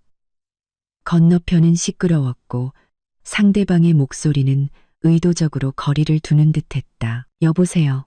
누구시죠? 김 대표님, 저 박서준입니다. 그는 최대한 여유로운 척했다. 아, 박서준 씨군요. 김 대표의 목소리는 잠시 멈칫했고 망설임이 역력했다. 안녕하세요.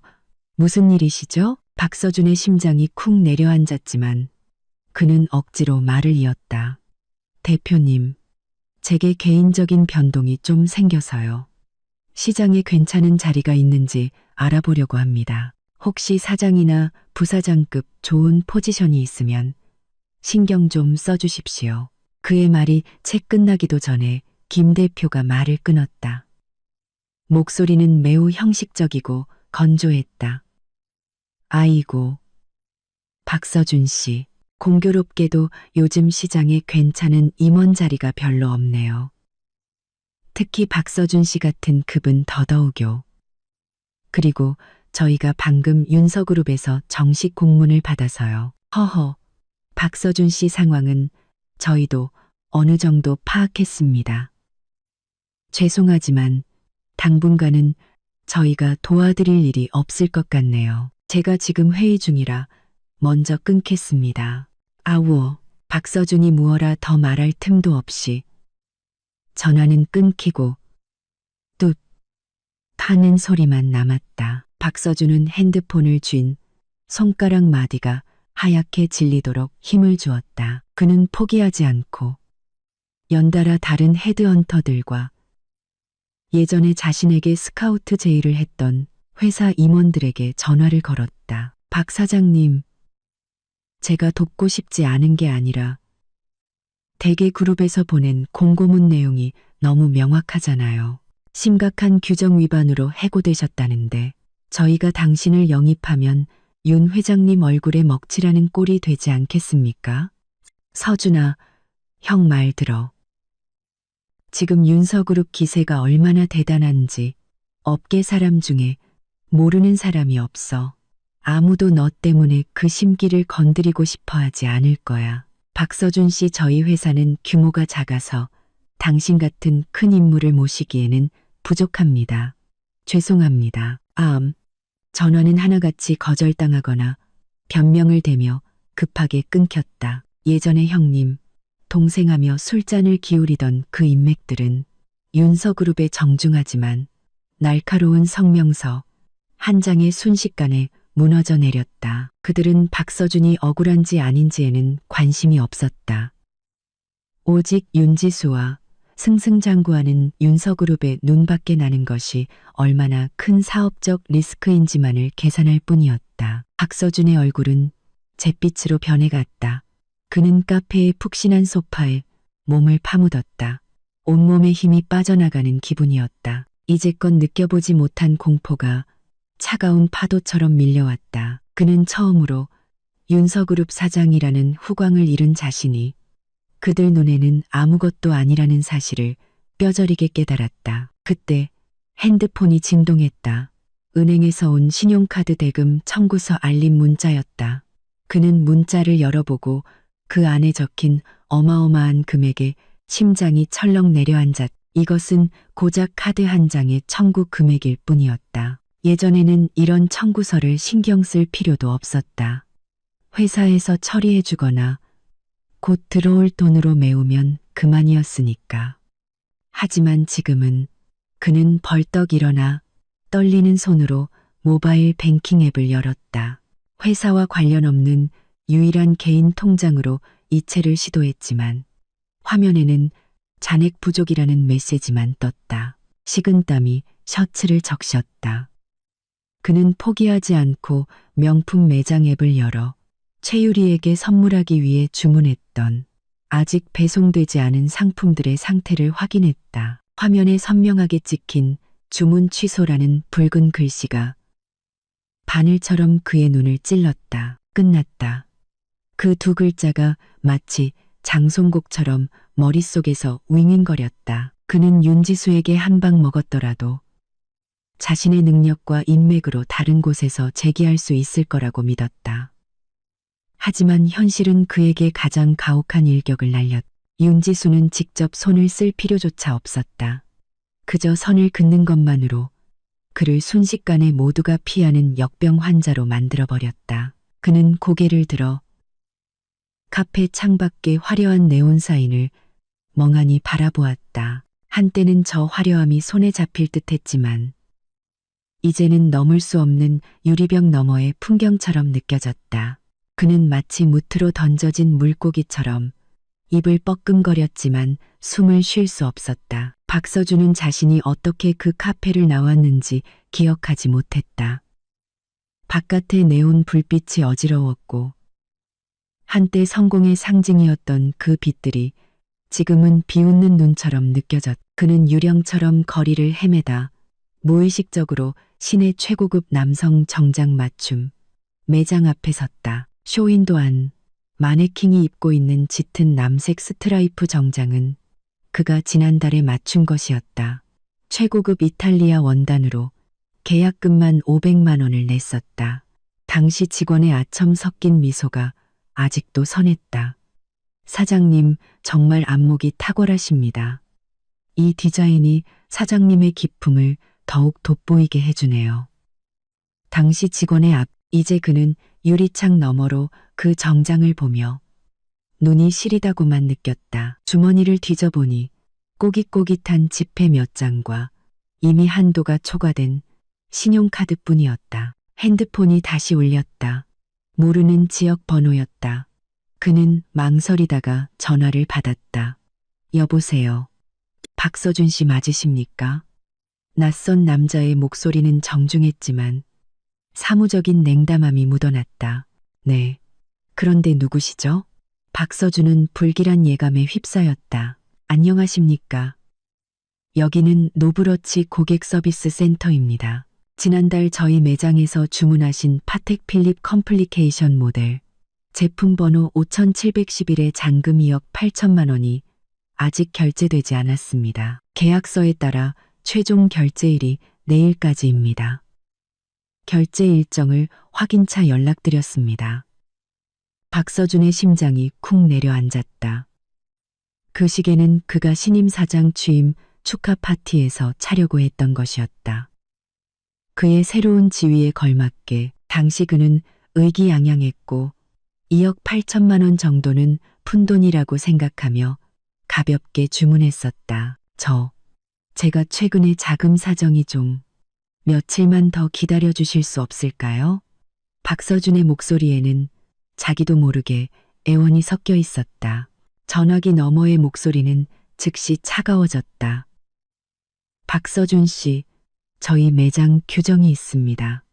기한 내에 결제하지 않으시면 계약금은 반환되지 않으며 저희는 계약 위반에 대한 법적 책임을 물을 권리가 있습니다. 불필요한 문제가 발생하지 않도록 기한을 지켜주시길 바랍니다. 박서준이 무어라 더 말하기도 전에 상대방은 전화를 끊어버렸다. 박서준은 핸드폰을 쥔 손에 식은땀이 가득했다. 문제, 지금보다 더 나빠질 문제가 또 있을까? 그는 차가운 쇼윈도에 기대어 그대로 바닥에 주저앉았다. 체면 따위는 생각할 겨를도 없었다. 숨을 고르기도 전에 핸드폰이 또 울렸다. 이번에는 그가 자주 가던 최고급 클럽의 매니저였다. 박 사장님. 아이고, 이제야 연락이 닿네요. 매니저의 목소리는 여전히 능글맞았지만 자세히 들어보니 온기가 없었다. 지난 분기 저희 클럽에 외상값이 5천만 원 넘게 밀려 있으시더라고요. 맡겨두신 술도 거의 다 드셨고요. 언제쯤 오셔서 처리해 주실 수 있을까요? 아니면 저희가 청구서를 댁으로 보내드릴까요? 박서준은 눈을 감았다. 관자놀이가 욱신거렸다. 왕 실장님, 제가 최근에 좀 사정이. 당 실장님, 네, 이해합니다. 왕 실장이 그의 말을 끊었다. 목소리는 웃고 있었지만 말은 칼날 같았다. 하지만 박 사장님, 저희도 먹고 살아야죠. 외상은 안 된다는 규칙 잘 아시잖아요. 이렇게 하죠. 제가 3일 더 기다려 드릴게요. 3일 뒤에도 처리가 안 되면 저희도 어쩔 수 없이 절차대로 진행해야 합니다. 그때 가서 회사나 댁으로 찾아가면 서로 얼굴 붉히게 되잖아요. 안 그렇습니까? 회사? 집? 박서준은 웃음이 나왔지만 우는 것보다 더 비참했다. 그에게는 이제 회사도 곧 집도 없었다. 전화를 끊고 그는 영혼이 빠져나간 것 같았. 지난 몇 년간 그는 돈을 물쓰듯 쓰고 사람들에게 둘러싸여 사는 것에 익숙했다. 모든 것은 외상이었고 돈 걱정은 해본 적이 없었다. 그의 명의로 된 현금은 거의 없었고 대부분의 자산은 윤지수, 아니 곧 빼앗길 그 집이거나 회사 명의의 자산들이었다. 이제 그 모든 것이 순식간에 끊겨버렸다. 그는 미친 듯이 핸드폰 주소록을 뒤졌다. 예전의 형, 동생하며 어울렸던 친구들을 찾았다. 그는 한 번호로 전화를 걸었다. 예전에 그가 많이 도와줬던 한건설 자재회사 사장이었다. 유 사장, 나 서준인데 내가 급한 일이 생겨서 그런데 10억만 좀 빌려줄 수 있을까? 내가 해결되는 대로. 아이고, 박 사장, 전화가 잘 안 들리네.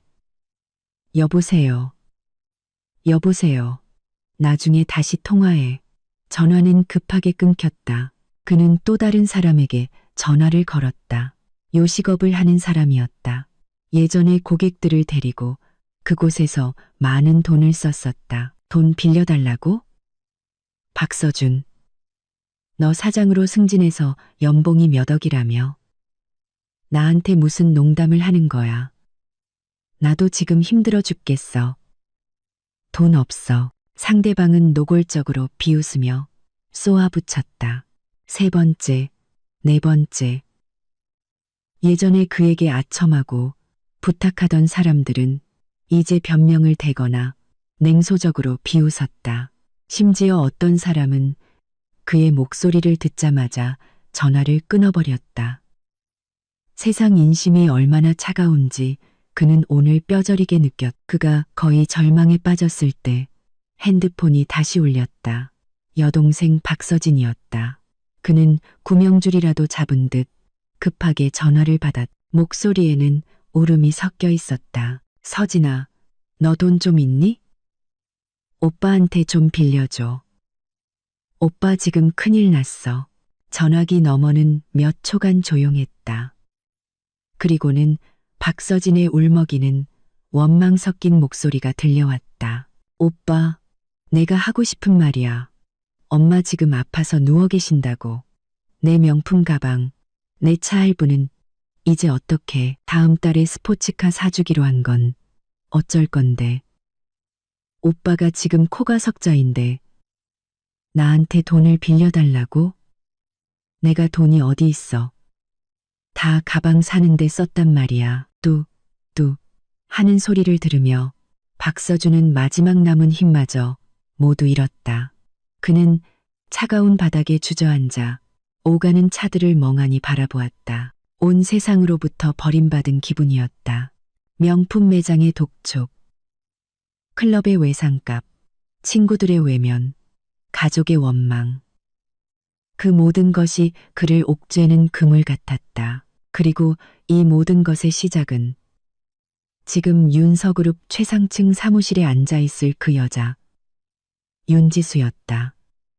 그녀는 모습을 드러내지도 않고 그를 막다른 길로 몰아넣었다. 이렇게 서서히 말려 죽이는 고통은 한 번에 베는 것보다 100배는 더 끔찍했다. 밤이 완전히 깊어졌다. 박서준은 자신이 얼마나 오랫동안 그 정장 매장 쇼윈도 밖에 앉아 있었는지 몰랐다. 경비원이 다가와 경계심과 경멸이 섞인 눈으로 그를 쫓아낼 때가 되어서야 그는 멍하니 일어섰다. 오래 앉아 있어 다리가 저리고 뻣뻣했다. 그는 이제 무일푼이었다. 스카이 팰리스로 돌아갈 택시비조차 없었다.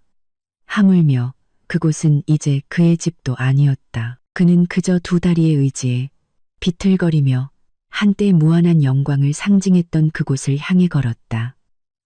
밤바람은 여름밤임에도 뼈를 내는 듯 차가웠다. 아파트 단지 아래에 도착했을 때는 거의 자정이었다. 화려한 로비는 여전히 불이 밝았지만 그를 보는 경비원들의 눈빛은 완전히 달라져 있었다. 예전의 공손한 인사가 아닌 노골적인 감시와 거리감이 느껴졌다. 박서준 씨. 경비원 한 명이 그를 막아섰다. 말투는 정중했지만 태도는 단호했다. 죄송합니다만 관리실의 새로운 지침에 따라 고객님의 출입 권한이 정지되었습니다. 저희도 규정대로 하는 것이니 이해해 주시기 바랍니다. 박서준의 얼굴이 불타는 듯했다. 거대한 굴욕감이 그를 덮쳤다. 그는 억지로 들어가려 했지만 다른 경비원이 즉시 앞을 막아섰다. 그는 상대의 다부진 체격과 CCTV를 번갈아 보고는 결국 힘없이 손을 내렸다. 내 개인 물품만 좀 가지고 나오겠습니다. 가지고 바로 나갈게요. 그는 애원했다. 죄송합니다. 상부의 지시 없이는 들여보내드릴 수 없습니다. 물건을 찾아야 하시면 현재 집주인이나 대리인에게 연락해서 처리하셔야 합니다. 경비원의 대답은 빈틈이 없었다. 현재 집주인. 박서준의 가슴이 아려왔다. 그게 윤지수가 아니고 누구겠는가. 윤지수에게 빌라고? 차라리 죽는 게 낫지. 그가 버티고 서 있는데 엘리베이터 문이 딩소리를 내며 열렸다. 관리소장 박 소장이 안심이사 유니폼을 입은 두 사람과 함께 나왔다. 뒤에는 총무부 직원 2명도 있었다. 오후에 내가 보냈던 바로 그들이었다. 그들의 손에는 물품 목록과 포장 도구들이 들려 있었다. 박 소장은 박서준을 보고 잠시 당황했지만 이내 다가와 말했다. 박서준 씨 오셨군요. 마침 윤 회장님께서 급하게 처리하라고 하셔서 저희가 먼저 와서 개인 물품을 정리해 드리려고 했습니다. 여기서 기다리시겠습니까? 아니면 당신들 뭐 하는 거야? 박서준은 꼬리를 밟힌 고양이처럼 소리쳤다. 여긴 내 집이야. 당신들이 무슨 권리로 들어가는 건데. 박서준은 꼬리로 들어가는 건데 총무부의 조 과장이 안경을 고쳤으며 표정 없이 서류 사본 하나를 내밀었다. 박서준 씨, 이것은 그룹 자산 회수 통지서와 윤 회장님, 즉 윤지수님께서 서명하신 위임장입니다. 이 아파트의 사용권은 이미 회수되었으며 저희는 절차에 따라 내부의 비회사 자산을 정리하고 임시 보관하기 위해 왔습니다. 협조해 주시기 바랍니다. 헛소리. 거기 있는 물건들 다 내 거야. 대부분이 내 거라고. 박서준의 눈이 붉게 충혈되었다. 조 과장은 담담하게 말했다. 그래서 저희가 정리해야 하는 겁니다. 당신의 합법적인 개인 물품이라면 목록을 작성할 것입니다. 나중에 신분증과 목록을 가지고 지정된 시간, 지정된 장소에서 찾아가시면 됩니다. 하지만 지금은 비켜주십시오. 업무 집행을 방해하지 마세요. 업무, 당신들은 지금 불법 가택 침입을 하고 있는 거야.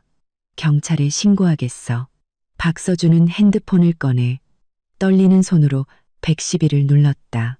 박 소장이 급히 말렸다. 박서준 씨, 진정하세요. 경찰 불러서 좋을 거 없잖아요. 이 집은 결국 회사 소유이고 회사가 회수하겠다는데 저희 관리실도 협조할 수밖에 없습니다. 이 밤중에 경찰서까지 가서 서로 얼굴 붉힐 필요 없지 않습니까? 그때 박서준의 핸드폰이 먼저 울렸다. 112가 아니라 모르는 지역 번호였다. 그는 짜증스럽게 전화를 받았다. 거친 목소리가 들려왔다. 박서준이냐? 너 지금 어디야? 이번 달 차 할부금 낼 거야. 안 낼 거야.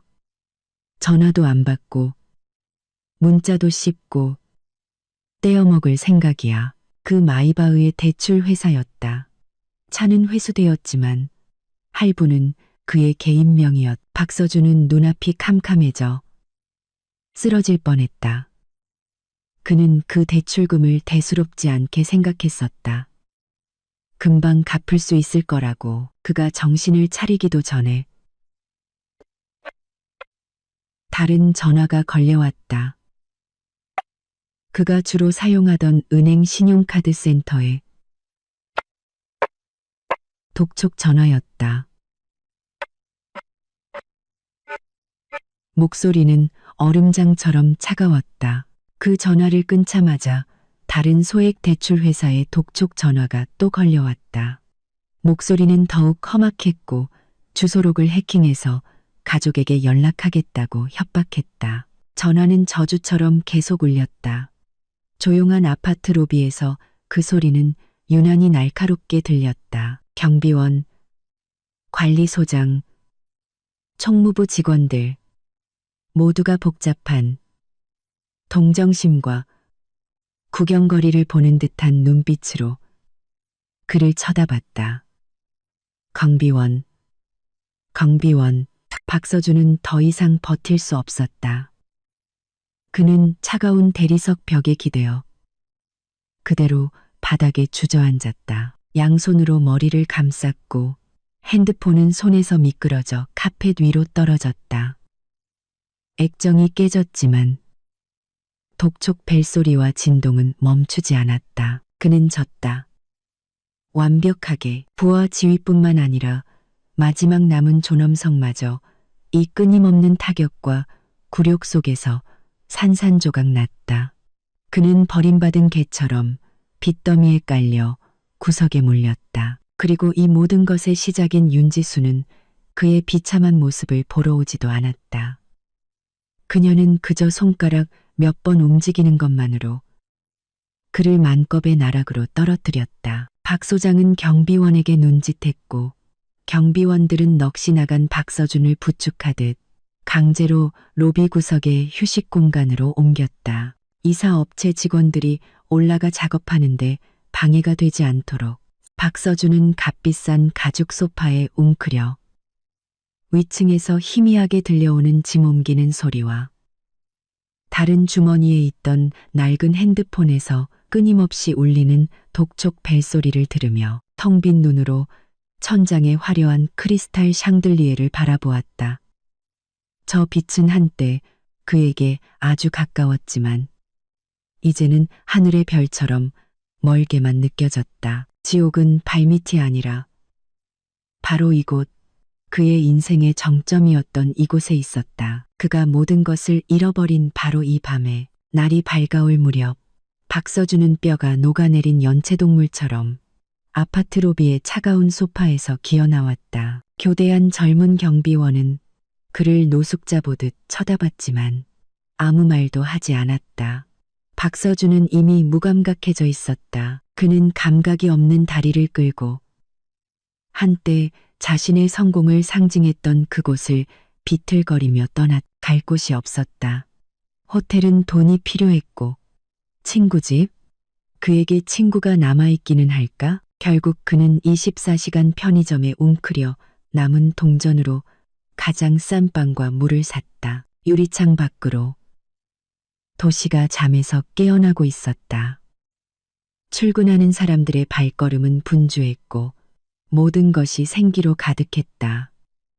그를 제외하고 한편 나 윤지수는 그룹 최상층의 휴게실에서 몇 시간 눈을 붙인 후 아침 8시 정각에 사무실의 모습을 드러냈다. 이 비서는 이미 내 책상 위에 적당한 온도의 블랙커피와 긴급히 처리해야 할 서류들을 놓아두었다. 회장님, 좋은 아침입니다. 이 비서는 어젯밤에 소동이 없었던 것처럼 태연했다. 법무팀의 진 팀장님께서 밖에서 대기 중이십니다. 중요한 진전 사항이 있어 직접 보고드리겠다고 합니다. 들여보내세요. 나는 커피를 한 모금 마셨다. 씁쓸한 액체가 정신을 번쩍 들게 했다. 법무팀장, 진 팀장은 40대 중반에 늘 표정이 근엄한 남자였다. 그는 두꺼운 서류철을 들고 들어왔다. 그의 표정은 진지했지만 임무를 완수한 듯한 안도감도 엿보였다. 회장님, 요청하신 자료가 거의 다 준비되었습니다. 진 팀장은 서류철을 내 앞에 놓고 펼쳤다. 최유리 씨가 제공한 단서와 저희가 밤새 진행한 내부 감사 및 증거 확보를 통해 박서준 씨가 부사장 및 사장 재임 기간 동안 다수의 심각한 불법 및 위규 행위를 저질렀음을 잠정적으로 확인했습니다. 그는 내게 목록 하나를 건넸다. 거기에는 죄목들이 명확하고 차갑게 나열되어 있었다. 첫째, 프로젝트 비용 허위 청구 및 공금 횡령 혐의입니다. 남부 신도시 테크노파크 프로젝트 하나만으로도 5천만 원 이상의 자금 흐름이 불분명하며 일부 금액은 그의 개인 계좌로 유입되어 사적인 용도 및 직위 승진을 위한 뇌물성 로비 자금으로 사용된 것으로 추정됩니다. 둘째, 직위를 이용한 협력업체 뇌물수수 혐의입니다. 저희는 그룹과 장기 계약 관계에 있는 두 곳의 협력업체로부터 박서준 씨에게 거액의 리베이트를 제공했다는 증거를 확보했습니다. 셋째, 가장 심각한 혐의입니다. 진 팀장의 목소리가 낮아졌다. 경쟁사인 김인테크의 회사의 핵심 사업 기밀을 유출한 혐의입니다. 저희가 확보한 암호화된 이메일은 일부 손상되었지만 기술적 복원과 최유리 씨가 제공한 발송 기록을 교차 검증한 결과 3개월 전 우리 회사가 입찰에 실패했던 정부 빅데이터 프로젝트의 핵심 기술 정보와 입찰 가격 전략이 입찰 전에 김인테크 측에 유출되었음을 거의 확신할 수 있습니다. 나는 그 목록을 보며 아무 표정도 짓지 않았다. 일부는 예상했지만 일부는 상상 이상으로 악랄했다. 탐욕과 파렴치함에는 끝이 없었다. 증거는 충분합니까? 기소할 수 있을 정도로? 내가 물었다. 매우 충분합니다. 진 팀장이 확신에 차서 고개를 끄덕였다. 은행 거래 내역, 공증된 이메일 캡처, 관련자 진술, 그리고 내부 감사 원본 자료까지 모두 확보했습니다. 저희 자문 변호사단에 따르면 이 증거들만으로도 박서준 씨를 업무상 배임, 횡령, 그리고 부정경쟁방지법 위반 등의 혐의로 충분히 기소할 수 있다고 합니다. 좋아요. 나는 서류철을 덮고 그 위를 가볍게 두드렸다. 그럼 절차대로 진행하세요. 모든 증거 자료를 정리해서 경찰청 경제범죄수사대에 정식으로 제출하세요. 경제범죄수사대에 정식으로 제출하세요. 알겠습니다. 회장님. 진 팀장의 눈에 날카로운 빛이 스쳤다. 그 역시 이런 기생충을 법의 심판대에 세우는 것을 반기는 듯했다. 진 팀장이 나가고 나는 내선 전화를 걸어 홍보팀장과 연결했다. 간단한 성명서 하나 준비하세요. 내용은 이렇습니다. 윤서그룹은 내부 감사 과정에서 전 임원 박서준의 심각한 경제 범죄 혐의를 발견했으며 관련 증거를 사법기관에 제출하고 수사에 적극 협조할 것입니다. 그룹은 어떠한 불법 행위에도 무관용 원칙으로 대응하여 주주와 시장의 신뢰를 지키겠습니다. 알겠습니다. 회장님. 즉시 작성하여 검토받겠습니다. 전화를 끊고 나는 창가로 갔다. 아침 해가 떠올라 도시 전체에 금빛 햇살을 뿌리고 있었다. 나는 이 성명서가 발표되고 경찰이 체포영장을 들고 박서준을 찾아갔을 때 또 한 번의 지진이 일어날 것을 알았다. 하지만 그건 더 이상 나와 상관없는 일이었다. 나는 내가 해야 할 일을 했다. 회사의 기생충을 제거하고 규칙의 존엄을 지켰다. 박서준이 어떤 죗값을 치를지는 이제 법의 몫이었다. 나는 호출 벨을 눌렀다. 이 비서가 들어왔. 전달하세요. 9시 30분. 그룹의 새로운 성장 전략 회의를 시작하겠습니다. 과거는 이제 끝났습니다. 윤서그룹의 미래가 지금 우리가 집중해야 할 가장 중요한 과제입니다. 네, 회장님. 나는 다시 의자에 앉아 컴퓨터 화면에 뜬 회의 안건을 바라보았다. 박서준이라는 이름과 그가 남긴 혼란은 곧 윤서그룹의 역사에서 먼지처럼 깨끗하게 지워질 것이었다. 그룹 전략회의는 놀라울 정도로 순조로웠다. 박서준이라는 걸림돌이 사라지자 회의실 공기마저 상쾌해진 듯했다. 임원들은 보고할 때 눈에 띄게 더 경외심과 신중함을 보였고 제안하는 방안들도 훨씬 현실적이었다. 권력 교체로 인한 혼란은 빠르게 가라앉고 그 자리에는 효율적인 새로운 질서가 자리 잡고 있었다. 회의가 끝나고 사무실로 돌아오자 이 비서가 미묘한 미소를 띤 채 들어왔다. 회장님, 방송국 경제 채널에서 연락이 왔습니다. 회장님과 단독 인터뷰를 하고 싶다고 합니다. 윤서그룹의 미래 전략과 신임 회장으로서 현재 경제 상황에 대한 견해를 듣고 싶다고 하네요. 이 비서는 잠시 말을 멈추고 덧붙였. 원래는 박서준 씨를 인터뷰하기로 했었다고 합니다. 다음 주에요. 나는 눈썹을 치켜 올렸다. 방송국의 정보력은 대단하군. 벌써 바람의 방향이 바뀐 것을 알아차렸으니 박서준을 인터뷰해서 젊고 유능한 억대 연봉의 사장님을 띄워주려 했겠지. 이제 주인공은 나로 바뀌어 그들에게 전해요. 인터뷰에 응하겠다고. 시간은 홍보팀과 조율해서 최대한 빨리 잡으라고 하세요. 알겠습니다. 이 비서는 대답하고는 무언가 생각난 듯 말했다. 그리고 아까 로비에서 최유리 씨가 또 왔었다고 합니다. 이번에는 소란은 피우지 않았는데 모습이 꽤 비참했다고 합니다. 1분이라도 좋으니 제발 만나게 해달라고 애원했다더군요. 경비원들이 들여보내지 않았습니다. 나는 고개도 들지 않고 손을 저었다.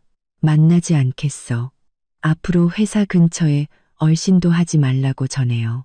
알겠습니다. 이 비서가 나가고 나는 유리창 앞에 서서 도시를 내려다보았다. 햇살은 따사로웠고 모든 것이 희망차 보였다. 나, 윤지수의 시대가 진정으로 시작되었음을 알았다. 며칠 후 방송국 경제 채널과의 인터뷰가 진행되었다. 경험 많은 중년 여성 진행자는 능숙하게 질문을 던졌다. 윤 회장님, 최근 윤서그룹이 최고 경영진 교체를 단행했습니다. 새로운 리더로서 그룹의 미래 발전 방향에 어떤 변화가 있을지 말씀해 주실 수 있겠습니까? 나는 카메라를 향해 단정하고 차분한 모습으로 대답했다. 윤서그룹의 발전 전략은 명확하고 일관성이 있습니다. 앞으로 우리는 기술 혁신과 지속 가능한 발전에 더욱 집중할 것입니다. 특히 인공지능과 친환경 에너지 분야에 투자를 확대할 계획입니다. 특히 경영진의 변동은 기업의 정상적인 신진대사 과정입니다. 건강한 기업은 능력과 책임감, 그리고 그룹과 가치관을 공유하는 팀을 필요로 합니다. 진행자가 말을 이었다. 가치관에 대해 말씀하셨는데 최근의 일련의 사건들도 그룹의 그런 확고한 의지를 보여주는 것이라고 볼 수 있을까요? 나는 미소를 지었다. 부드럽지만 거부할 수 없는 힘이 담긴 미소였다. 그렇습니다. 윤서그룹은 정직, 전문성, 상생이라는 핵심 가치를 가지고 있습니다. 우리는 직업윤리를 위반하고 회사에 해를 끼치는 어떠한 행위도 용납하지 않습니다. 누구든 지위 고하를 막론하고 넘지 말아야 할 선을 넘는다면 반드시 그에 상응하는 대가를 치르게 될 것입니다. 이것이 주주와 직원들에 대한 책임입니다. 인터뷰가 방송된 후 반응은 뜨거웠다. 나의 냉철하고 전문적인 이미지는 전 국민에게 각인되었다. 업계의 여론은 완전히 바뀌었고 윤서그룹의 주가는 잠시 흔들렸다가 오히려 이전보다 더 높이 치솟았다. 그리고 인터뷰가 방송되던 바로 그날 오후 나는 법무팀장에게서 전화를 받았다. 회장님, 결과가 나왔습니다. 박서준은 조금 전 서쪽의 낡은 아파트 단지에서 경찰에 체포되었습니다. 현장 모습이 꽤나 초라했다고 합니다. 나는 하고 알았다고만 답했다.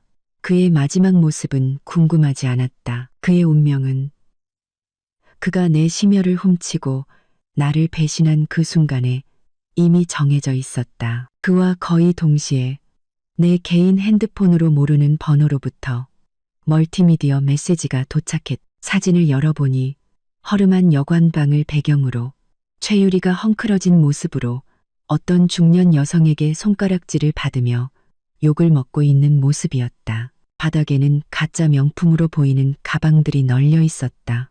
사진 아래에는 한 줄의 글이 있었다. 윤 회장님, 선처해 주셔서 감사합니다. 이것이 그 여자가 받아야 할 마땅한 벌입니다. 발신자는 없었지만 나는 누구인지 알 수 있었다. 나는 사진을 보고 바로 삭제했다. 최유리의 결말 역시 내 동정을 받을 가치가 없었다. 나는 내선 전화를 걸어 이 비서에게 지시했다. 강남의 헤리티지 힐 펜트하우스 분양 사무소와 약속 잡아주세요. 그 집을 사야겠어요. 그리고 다음 주 월요일 오전은 비워두세요. 자동차 매장에 좀 가봐야겠습니다. 알겠습니다. 회장님, 차를 바꾸시려는 겁니까? 혹시 마음에 두신 모델이라도 있으신지요? 이 비서의 목소리에는 진심 어린 기쁨이 묻어났다. 그냥 눈에 드는 걸로 하죠. 예전 차는 이제 질렸거든요. 거대한 유리창 앞에 서자 석양이 내 그림자를 길게 늘어뜨렸다. 발 아래 이 도시는 한때 내가 우러러보고 누군가에게 의지해야만 겨우 엿볼 수 있었던 곳이었다. 하지만 이제 그 모든 것이 내 발 아래에 내가 마음대로 주무를 수 있는 별들의 강처럼 펼쳐져 있었다. 박서준과 최유리. 한 명은 감옥에서, 다른 한 명은 밑바닥에서 그들의 탐욕에 대한 대가를 치르고 있었다. 그들의 이야기는 이제 끝났. 나는 새로 이사한 500평짜리 펜트하우스와 새로 산 맞춤형 SUV에 만족하며 그룹을 성공적으로 이끌었다. 박서준의 잔당들을 정리하고 유능한 젊은 인재들로 그 자리를 채웠. 어느 날 오후 법무팀장에게서 전화가 왔다. 회장님, 박서준의 재판이 다음 주에 열립니다. 법대로 처리하세요. 결과는 보고하지 않아도 됩니다. 나는 그의 운명에 더 이상 관심이 없었다. 그가 5년을 살든 10년을 살든 내게는 아무 의미 없었다. 재판이 열리던 날, 나는 중요한 해외 화상회의에 참석했다. 회의가 끝날 무렵 이 비서가 들어와 조심스럽게 보고했다. 재판이 끝났다고 합니다. 박서준은 징역 8년을 선고받았습니다. 나는 물컵을 내려놓았다. 그가 출소할 때쯤이면 세상은 완전히 변해 있을 것이다. 공평한 결말이었다. 최유리는요? 내가 무심코 물었다. 그녀는 증인으로 출석했다고 합니다. 업계에 소문이 다 나서 제대로 된 직장을 구하지 못하고 지방으로 내려가 트럭 운전사와 살고 있다고 들었습니다. 나는 고개를 끄덕였다. 10년간의 어리석은 연극이 마침내 막을 내렸다. 내 마음은 복수의 희열이 아닌 모든 것이 제자리를 찾은 듯한 평온함으로 가득했다. 과거의 나는 박서준이라는 꼭두각시를 조종하며 나 자신도 그 허상의 감옥에 갇혀 있었다. 이제 줄은 끊겼고 꼭두각시는 부서졌으며 나는 마침내 무대 위로 올라와 자유로운 공기를 마실 수 있게 되었다. 나는 술잔에 담긴 독한 보드카를 옆에 있는 작은 화분에 천천히 부었다. 과거를 위하여. 나는 그 식물에게 그리고 과거의 나 자신에게 작별을 고했다. 과거를 기념하기 위해 술은 필요 없다. 진정한 강함은 처참했던 과거를 직시하고 망설임 없이 더 넓은 세상을 향해 나아가는 것이다. 징역 8년. 그 소식은 신문 한 구석의 작은 기사로 실렸다. 나는 그 기사를 1초도 채보지 않고 다음 장으로 넘겼다. 박서준이라는 이름은 내 인생에서 완전히 지워졌다. 어느 날 저녁 사무실에 있는데 이 비서가 들어와 말했다. 회장님, 1층에 꽃다발이 도착했습니다. 아주 큰 샴페인 로즈입니다. 나는 고개도 들지 않고 말했다. 반송하세요. 아니면 직원들끼리 나눠 가지세요. 요즘 들어 부쩍 늘어난 이런 식의 구애는 내게 아무런 감흥도 주지 못했다. 나의 가치는 내가 직접 이룬 성과로 증명되는 것이었다. 나는 전용 엘리베이터를 타고 지하 주차장으로 내려가 새로 뽑은 SUV를 몰고 한강으로 향했다. 혼자 강변을 걸었다. 과거 박서준을 기다리며 홀로 걸었던 이 길을 이제는 완전히 다른 마음으로 걷고 있었다. 나는 더 이상 누군가에게 의지하는 윤지수가 아니었다.